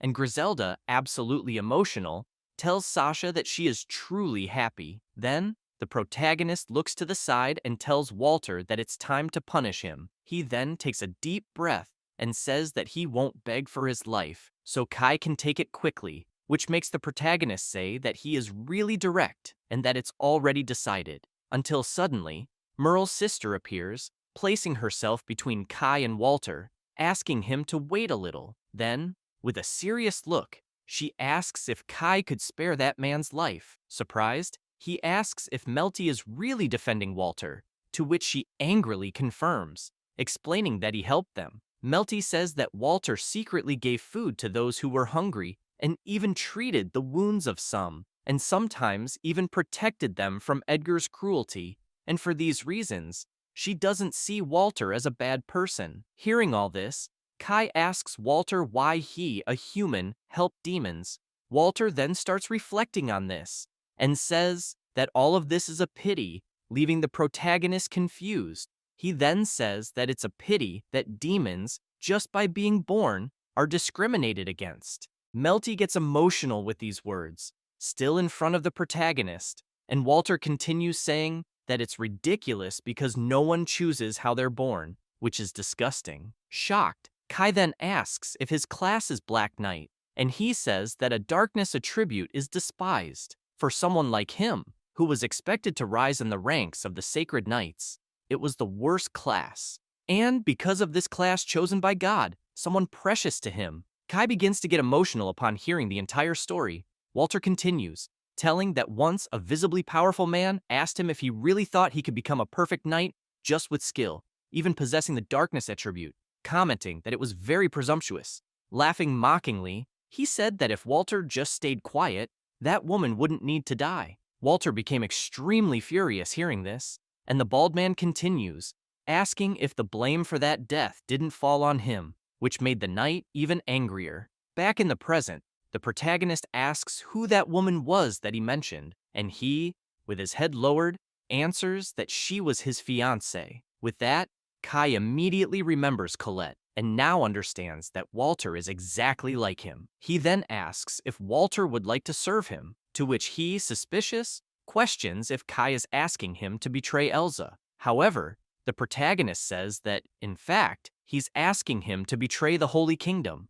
Immediately, Walter begins to remember the protagonist's speech, saying that he would build an ideal nation in the demon realm, where those with darkness attributes and demons could live without discrimination. And, with that, he thinks that if such a place exists, it will be wonderful. Then, he accepts the proposal, and immediately the protagonist cuts the ropes binding him. Sticking his sword in the ground, Walter says that he, a knight of darkness, swears loyalty to the Demon King. This makes Melty happy, saying that this is great because Walter will definitely be a strong ally for Kai. But the protagonist just says that he will also grant Melty the class of Demon General, surprising the young woman. He then explains that, to recover the mithril mine, he will need significant forces, and she will be part of that force.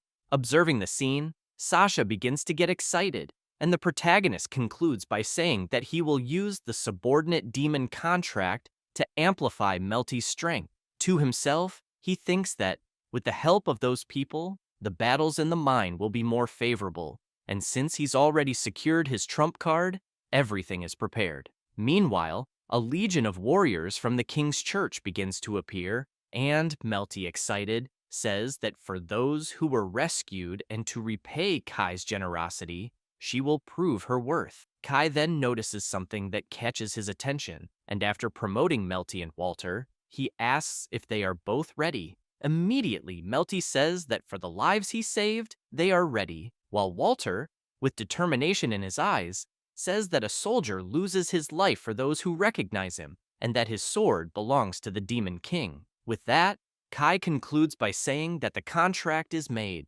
Sometime later, at the Mithril Mine Stronghold, the knights, archers, and spearmen are on alert, and soon a carriage begins to approach the stronghold's gates. Pulling the carriage, Melty is visibly tired, while Walter asks the guards to open the gates because something terrible has happened. Immediately, one of the guards asks someone to open the gates, while another asks Walter what happened. Two of the guards observe attentively, and the one with a mustache orders the gates to be opened. With that, the gates begin to open. Walter and Melty observe carefully, and then begin to enter the stronghold until the head of the guards notices something, and, after observing the caravan carefully, asks them to stop immediately. With that, Kai and Griselda quickly go on high alert, and the head, suspicious, asks where Edgar is. However, Walter does not answer and just closes his eyes and sighs.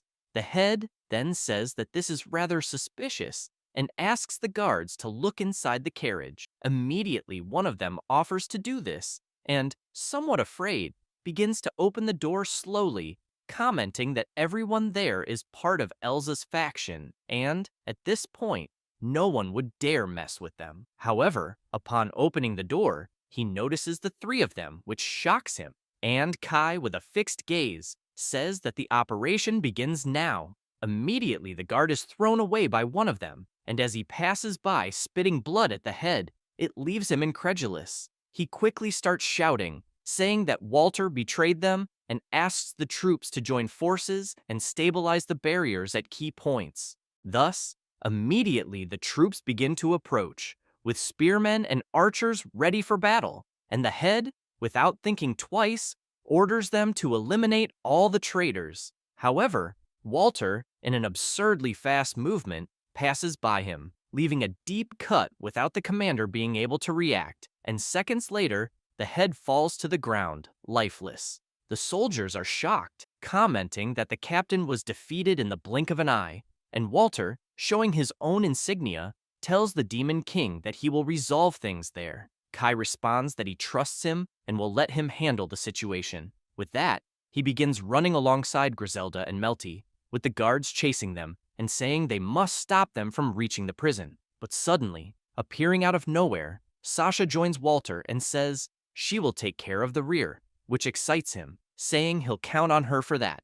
Together, the two say that no enemy will be spared. Meanwhile, the three musketeers quickly begin approaching the prison and, upon arrival, notice something is wrong. Melty is surprised because the place is protected by a magical barrier, and brute force won't work in this case. However, drawing his sword, the protagonist delivers a powerful strike to the barrier, which immediately begins to completely dissipate. This leaves Melty impressed, unable to believe what she is seeing, while Griselda comments that this is to be expected from Kai, who is more than extraordinary. Kai then, in a serious tone, says that he and Melty will take care of the perimeter while Griselda advances to the prison. Hearing this, she feels hesitant but says nothing. The protagonist then turns to the soldiers, who, upon seeing him, are terrified. However, one of them, more courageous, tells Kai not to get cocky because even if he manages to free the slaves,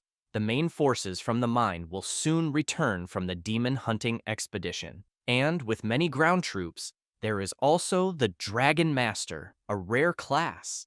After saying this, he starts smiling and says they will arrive soon, as the main forces have over 1,000 men in the troop, and soon Kai will be exterminated. This makes Kai conclude that they must already be preparing. Meanwhile, elsewhere, the troops notice that a fire signal for reinforcements was sent from the mine, so they need to move faster and prepare for combat, and since the Dragon Master is already ahead, they must follow him. Meanwhile, Kai, recalling what was planned, already anticipated the main forces from the mine, so they shouldn't have any problems.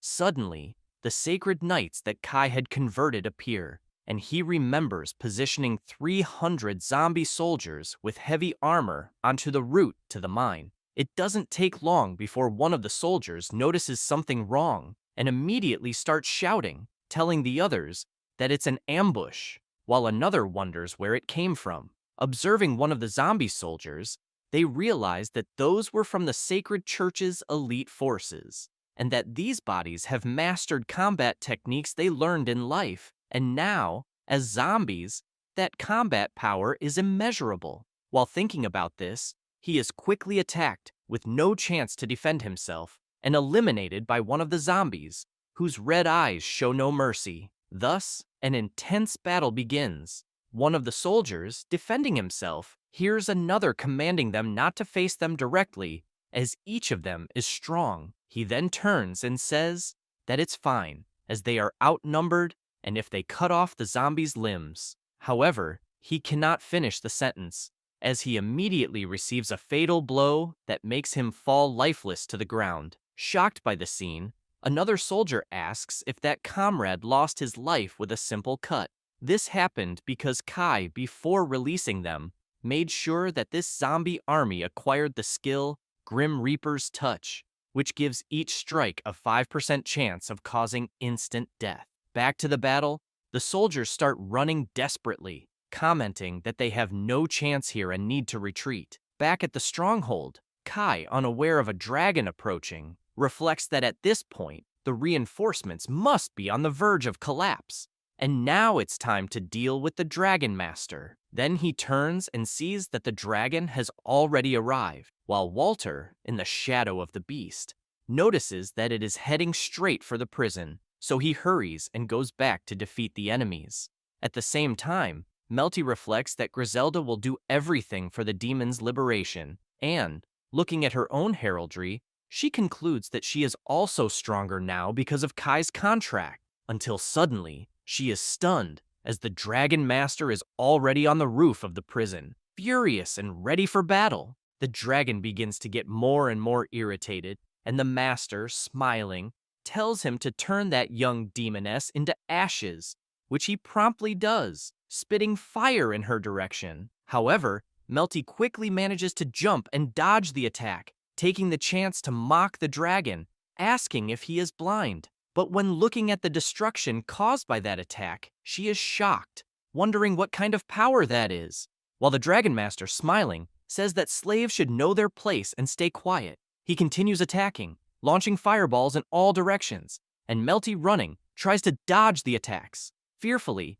she says that it's impossible to deal with that flying creature that spits fire. Then the protagonist calmly says, "Abyss of the endless depths, swallow my enemies." And with that, a black hole begins to form. Soon, another hole forms as Melty continues to flee from the attacks. Then she stops and looks back, startled, noticing that the black hole is swallowing the dragon's attacks. Also observing that, the master is shocked, trying to understand what is happening. Meanwhile, the protagonist continues to create an even bigger black hole, which makes the master quickly realize that it is Kai who is doing this. So, he promptly starts descending towards the protagonist, saying that he will exterminate him once and for all. Melty then calls out to Kai, saying that the dragon is very dangerous and that they should retreat for now. However, he, with full confidence, asks about retreating, questioning if they're not there to rescue the slaves. This leaves Melty paralyzed, tears in her eyes, while the master, descending at high speed, says that apparently the young man hasn't been intimidated yet, so he will test him with a charge. He then accelerates even more with the furious dragon. Meanwhile, in the prison, Griselda holds a handcuff with both hands and easily breaks it, releasing a demon wolf who, impressed, ponders how she broke those handcuffs with her bare hands, recognizing that her power is incredible. After freeing all the slaves, Griselda raises her arm and orders them to start running until they notice the dragon outside flying fast. Griselda immediately recognizes it, saying that Elsa's dragon master returned faster than expected. One of the demons, also watching the scene, says they won't have a chance to escape, to which the others agree, saying they're doomed. However, Griselda demands silence, irritated, and says that they're there to reclaim the demon nation, leaving all the demons there completely shocked. She continues, saying that the time for submission is over, and it's time to reclaim the freedom that is rightfully theirs. Meanwhile, Melty outside watches the Dragon Master, who keeps advancing until completely out of nowhere, a fireball appears right in front of him, but he swiftly dodges it. Looking down, he sees more of those fireballs coming. Then Kai says that this will be the counterattack, using the Hellfire Barrier, which hits the dragon directly, causing an explosion. He watches closely and sees that the dragon felt the blow, and with that, the beast begins to descend uncontrollably in free fall. The master begins to despair, seeing what is about to happen, but before he can do anything, Melty passes by him, attacking in an extremely fast movement. The dragon, now more out of control, crashes to the ground like a sack of potatoes, while Melty manages to land smoothly. Impressed with what she did, she looks at her own hand, and then sees the Dragon Master lying lifeless on the ground, which makes her question whether she was really capable of doing that. Suddenly, Griselda appears with the slaves, celebrating, and her eyes shine when she sees what Melty did. The MC then starts walking toward the young woman and, with a smile, says that now everyone is free. Then she looks back and sees everyone together, including Griselda, who waves smiling, saying that she did a good job, which makes her extremely happy, commenting that everyone is safe. They get closer, and soon Kai receives a notification congratulating him. He looks around and is notified that for freeing the demons from Elsa's faction, he received 2,000 points. And, while the demons celebrate their freedom, and with the master and the dragon fallen on the ground, defeated, Melty feels grateful that all of this happened. Watching everything, Walter gives a slight smile and asks what Elsa would do if she found out about everything that happened, to which Kai replies saying that Elsa is definitely... Suddenly he stops and, looking closely at Walter, says that that is a great idea. Then he says they should provoke Elsa, leaving Walter surprised and confused. Sometime later, elsewhere, Elsa is taking a bath, and a soldier informs her that there is news. He says that the messenger from the Holy Kingdom reported that not only will her noble title be guaranteed, but she will also be recommended to join the hero squad to defeat the Demon King. Hearing this, Elsa smiles, and lying in a bathtub with a fortune in gold around her, says that everything is going as planned. Playing with the coins, Elsa, an ultra-rare class magic swordswoman, also says that she can't stop smiling. She also points out that she has developed a special fondness for that castle, which, by the way, is far too grand for Griselda. Then she gets out of the bath and asks a bunny girl what she thinks about it, making her uncomfortable. With a mischievous smile, she points out that even a useless demoness like the bunny girl must understand what that means. And, seeing that the young girl says nothing, she grabs her by the ears, demanding an answer. With that, the bunny says she agrees, stressing that the castle is perfect for Elsa. Then Elsa, still smiling, says she's glad she agrees and absolutely out of nowhere grabs her by the arm, activating a spell, making the poor bunny girl writhe in pain. However, Elsa tells her to be quiet and asks if she changed her mind, while the bunny begs her to please stop. Elsa, however, continues, laughing more and more. Looking at the bunny and seeing her suffering, Elsa concludes that it's very fun to torture little girls like her. After some time, the young slave collapses to the ground, and the Demon Queen says she feels very powerful, pointing out that since she obtained the rare class of Magic Swordswoman, everything has been going right. Moments later, she leaves and, with her sword in hand, says that with her noble status and being part of the hero's party, defeating the Demon King will bring her unimaginable rewards. And soon, she will have all the power and money the world can offer. Her servants celebrate upon hearing all this. Then she says they should throw a party to celebrate and get the finest wines. After grabbing one of the bottles, she says that a glass of that wine costs more than the salary of any of those animals she calls servants, so they should be grateful just for being able to look at it. Suddenly, a loud noise catches them by surprise, causing concern, leaving Elsa puzzled, asking what that is, until a guard appears saying they have a problem. Desperate, he says there are monsters there, but before he can do anything, something bursts through the castle wall, throwing the servants away. Immediately, Elsa grabs her sword, wondering what kind of monster it could be, until a colossal dragon appears in the hole left in the wall. This shocks Elsa, who wonders if that is really a zombie dragon, as she didn't know such a monster existed in that region. Then the dragon starts talking, introducing himself as Kai, the Demon King, and informing them that he has conquered the mithril mine. Hearing this, Elsa begins to panic, and Kai continues, saying the dragon, now without a master, serves him. At that, one of the servants promptly recognizes the dragon, while another, in shock, asks if the dragon rider master has been exterminated. Kai, controlling the dragon, doesn't respond, and simply says that Elsa stole his life and, moreover, the woman he loves, and for that reason, he will take everything she has. She then replies that she doesn't know what he is talking about, and irritated, claims that she loves taking things from others,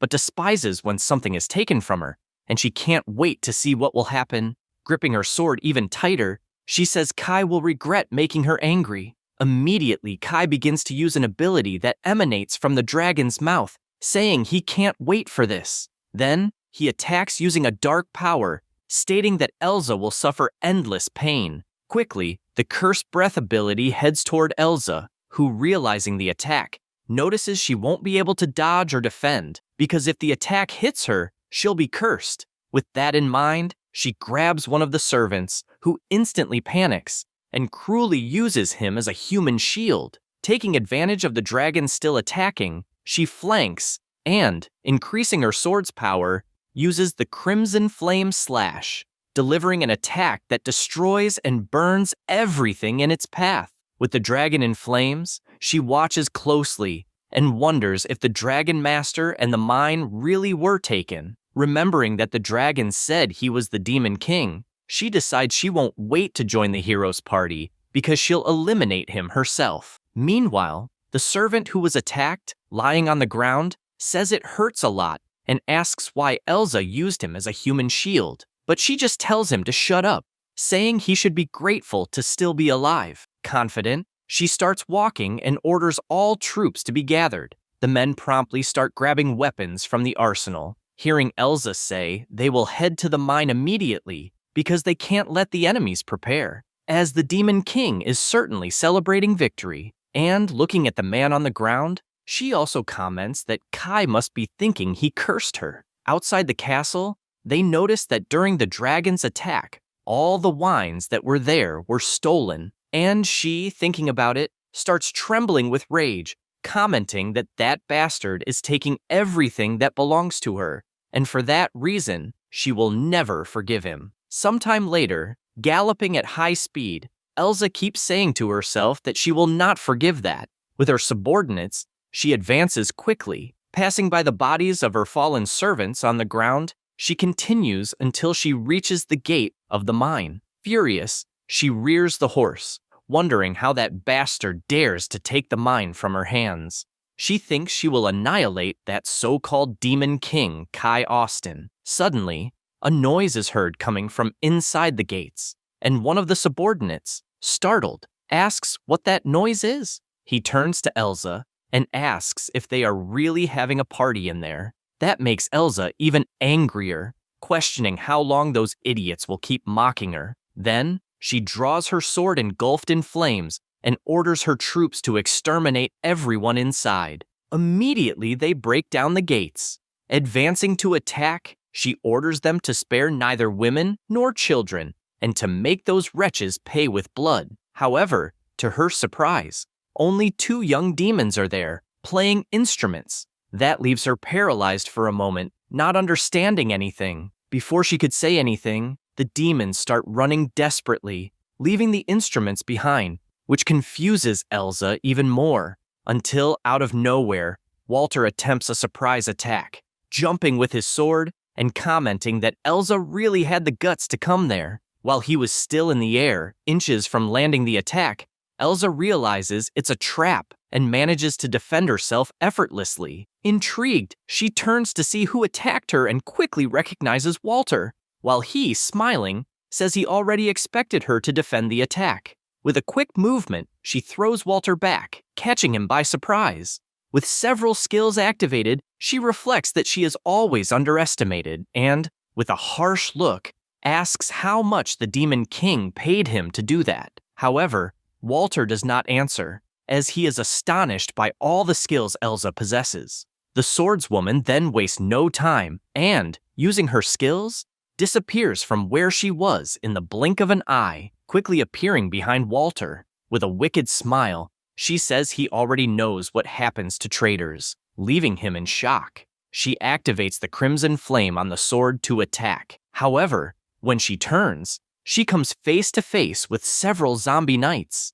Observing them more closely, she is shocked, wondering if the fort's guards also betrayed her. Seeing that they are falling apart, Elsa questions why the hell they became zombies. Soon, she and her subordinates are forced to defend against the attacks. Suddenly, more soldiers begin to approach, and the redhead servants, seeing that, inform her that a large army has prepared a trap. Also observing the zombies, Elsa's subordinates quickly recognize them as former allies. While Walter, on his knees, hears Elsa comment that he exterminated almost all her subordinates, she concludes with a smile that, nevertheless, he shouldn't think for even a second that those crippled zombies would be able to stop her. However, suddenly, a magic circle appears on the ground, pulling her arm. She soon realizes she is trapped in a skill called Poisonous Swamp. Surprised, she looks to the side and notices that her men also fell into the trap. She hears the screams of soldiers warning everyone to stay alert,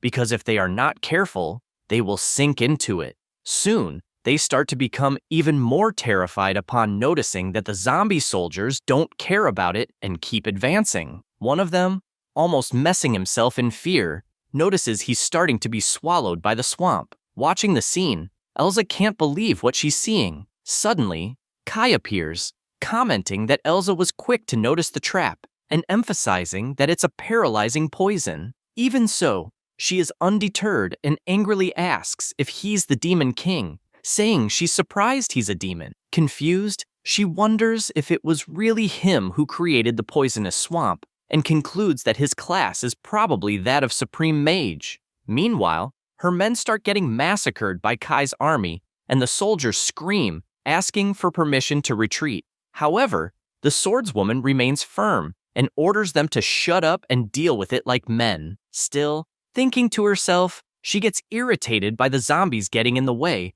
and considers that maybe she'll have to turn everything into a sea of fire, including her own subordinates. Determined, she tries to use her powers but quickly realizes that nothing happens, which makes her even more irritated, wondering why she can't use magic. Shocked, she ponders if it's because of the poisonous swamp, but soon changes her mind and thinks it must be something else. Then, she manages to see Sasha using a skill, and even from afar, she understands that the blonde is draining the magic points from the entire area. More and more nervous, Elsa comments that one problem after another keeps coming up, but she will end everything all at once. Then, noticing the soldiers being massacred and sinking in the poisonous swamp, she realizes she'll have another problem, because now, all the zombie soldiers are heading toward her. Even so, she grips her sword tightly, and her heraldry begins to shine.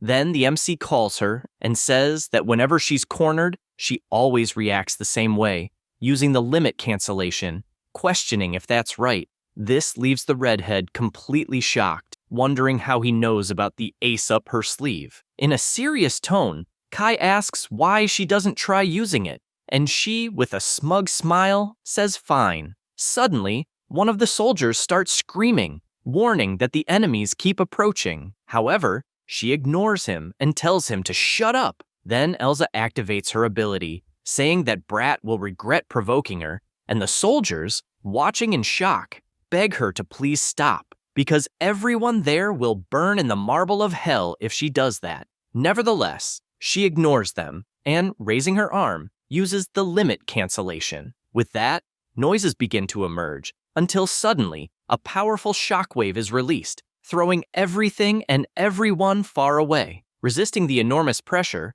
Walter asks what the hell is happening, and Elsa, with a determined look, faces Kai and continues to emanate an increasingly strong power. Kai watches the scene closely and notes that Elsa's highest level enhancement skill triples all attributes for 5 minutes.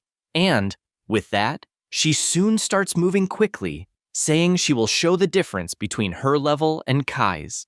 She stands face to face with the zombies, staring them down, while her subordinates scream for her to stop, because they'll be screwed too if she continues. Even so, she coldly says she doesn't care, and with a single sword strike begins cutting everything in her path, including her own servants, without mercy. Even from afar, it's possible to see the powerful blow delivered by the redhead, and the MC, analyzing the scene, concludes that the new magic attack was completed. He fixes his eyes on that powerful attack, impressed and paralyzed, until an explosion hits the place where he is, leaving Walter and Sasha worried, shouting for him. It doesn't take long for the dust to begin to settle, and to their surprise, Kai remains intact even after the attack. This leaves Elsa equally impressed, wondering how he was able to remain standing after that powerful blow. But the MC just looks at her as if nothing had happened. Incredulous at it all, Walter asks Elsa if she really landed that strike, and Kai, still with his hand extended after defending himself,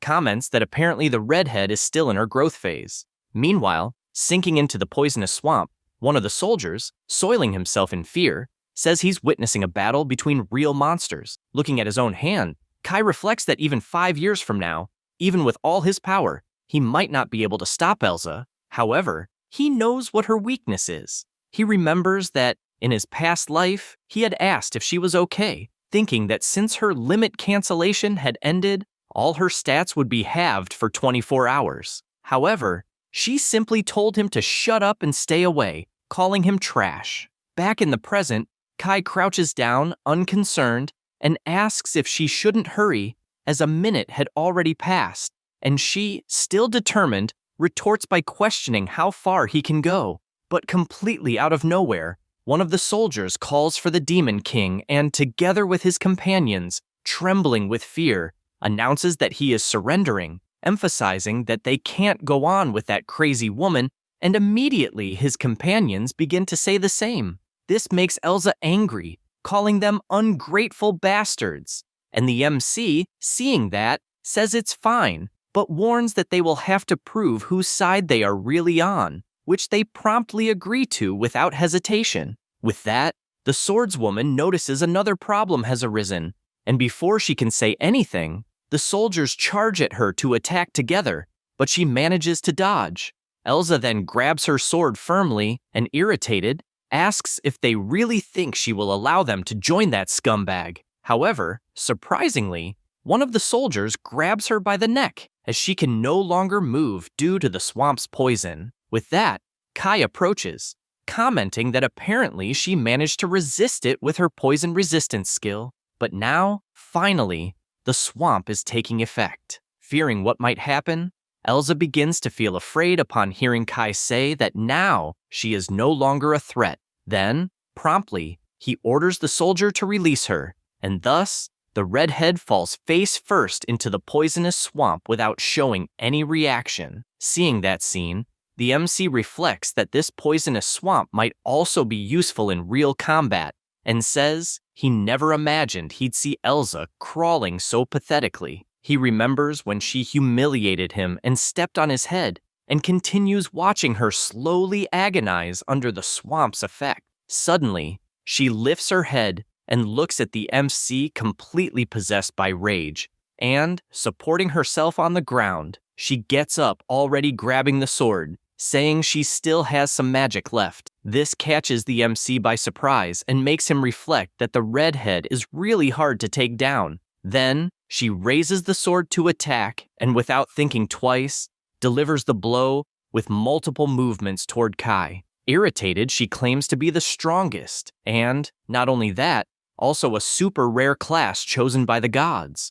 Completely consumed by fury, she screams, emphasizing that she is a spellblade. However, Kai simply raises his arm, showing the heraldry to her, and, using a magic circle, says she probably never imagined she would be defeated by a mere dark mage. Elsa is completely shocked when faced with that, and, with no time to react, is attacked from all sides by the Hellfire skill that Kai used, and, as a result, Elsa has her body completely pierced, looking like a sieve. Gravely wounded, she starts coughing up blood and writhing in pain, but still trying to hold on, she places her hands on the ground, still feeling sick and in disbelief, asks what the hell Kai really is and what his problem is with her. He simply replies that he made a promise, and Elsa, smiling, says she has no idea what he's talking about. Even trembling, she manages to stand up,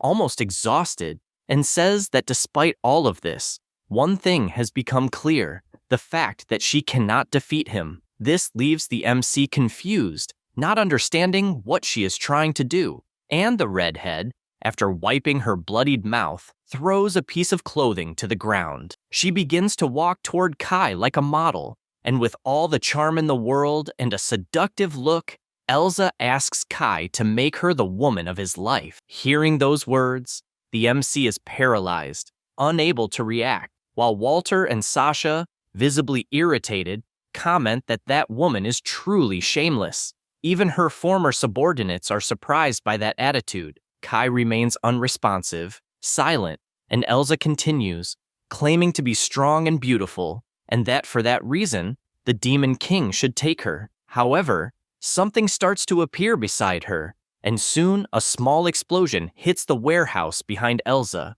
She turns, startled, to understand what's happening, and the MC, after creating that explosion using his abilities, tells the redhead that it's better if she doesn't mess with him, because next time she will be the target. Moments later, Griselda begins to approach, telling Elsa that for a moment she thought Kai would exterminate her, but it was he who decided to keep her alive for now. Immediately, Elsa recognizes Griselda, and she, with her arms crossed, says she's surprised Elsa remembered her because she thought it would be easy to forget the face of a slave. However, the swordswoman smiles, saying she remembers Griselda because she was sold for a good price and, provoking, asks if she's there to be sold again. But Griselda just stands with her arms crossed beside Kai, and with that, Elsa is shocked, asking why she is there and if she is really working with the Demon King. Griselda says nothing and just watches coldly. Then the redhead gets even more irritated, saying that now she realizes that it was Griselda who planned everything. Immediately, she grips her sword tightly, preparing herself, and charges at Griselda, saying she will annihilate that slave. Watching the scene, Walter and Sasha become worried, shouting for Griselda and asking how that demoness is still able to move. Also watching the dust rise from their fight, Kai reflects that even wounded Elsa in limit cancellation mode is a formidable opponent, but Griselda is no longer the same as when she was captured by her. After all, now she is one of his 4 celestial queens.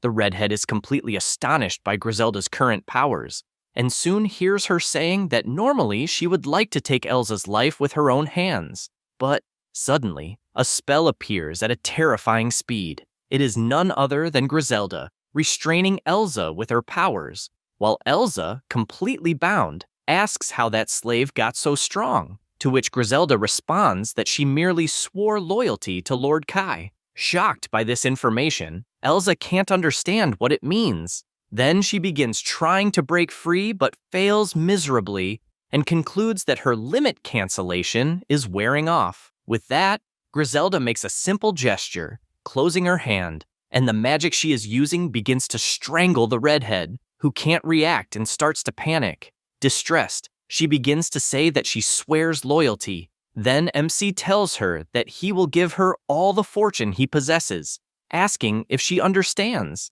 And she, being strangled and angry at the same time, surrenders and says it's fine. A few hours later, that same night, Griselda celebrates by shouting, saying they really made it. With a glass of wine in her hand and sitting on the throne next to Sasha, who is crying with emotion, she says she never imagined she would sit on that throne again. Walter then approaches and asks if it's really right for someone so short to act like the Demon King, which makes Griselda irritated, and she asks him to repeat what he said. Sasha, also drinking wine, says it's okay because if Griselda is there, she will serve as Lord Kai's representative splendidly. Meanwhile, a little farther away, Elsa arrives startling Merle and, calling her Kitty, asks her to explain what needs to be done to break the contract she made with the Demon King. However, to her despair, Merle only replies that she doesn't know. Then Kai approaches,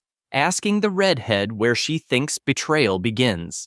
This catches her by surprise and frightens her. Then MC extends his hand over her head and seals the pact, saying he grants Elsa the rank of one of the 4 celestial kings and queens. With that, the heraldry on her hand changes, but even so, she smiles and says that Kai should enjoy it while he can, because someday she will tear his head off. This irritates MC, so he says he will make it very clear, stating that this is a contract of servitude, and if she betrays him, she will die. This leaves Elsa absolutely shocked, nearly having a heart attack. Frustrated, she throws herself on the ground grumbling, leaving Merle and Melty watching, intrigued. With that, the Demon King begins to walk away, tired of it all, and, remembering Colette, he reflects that to rescue her, and unfortunately, he will need Elsa's limit cancellation. He also recalls the nearly impenetrable magic barrier of the capital of the Holy Kingdom.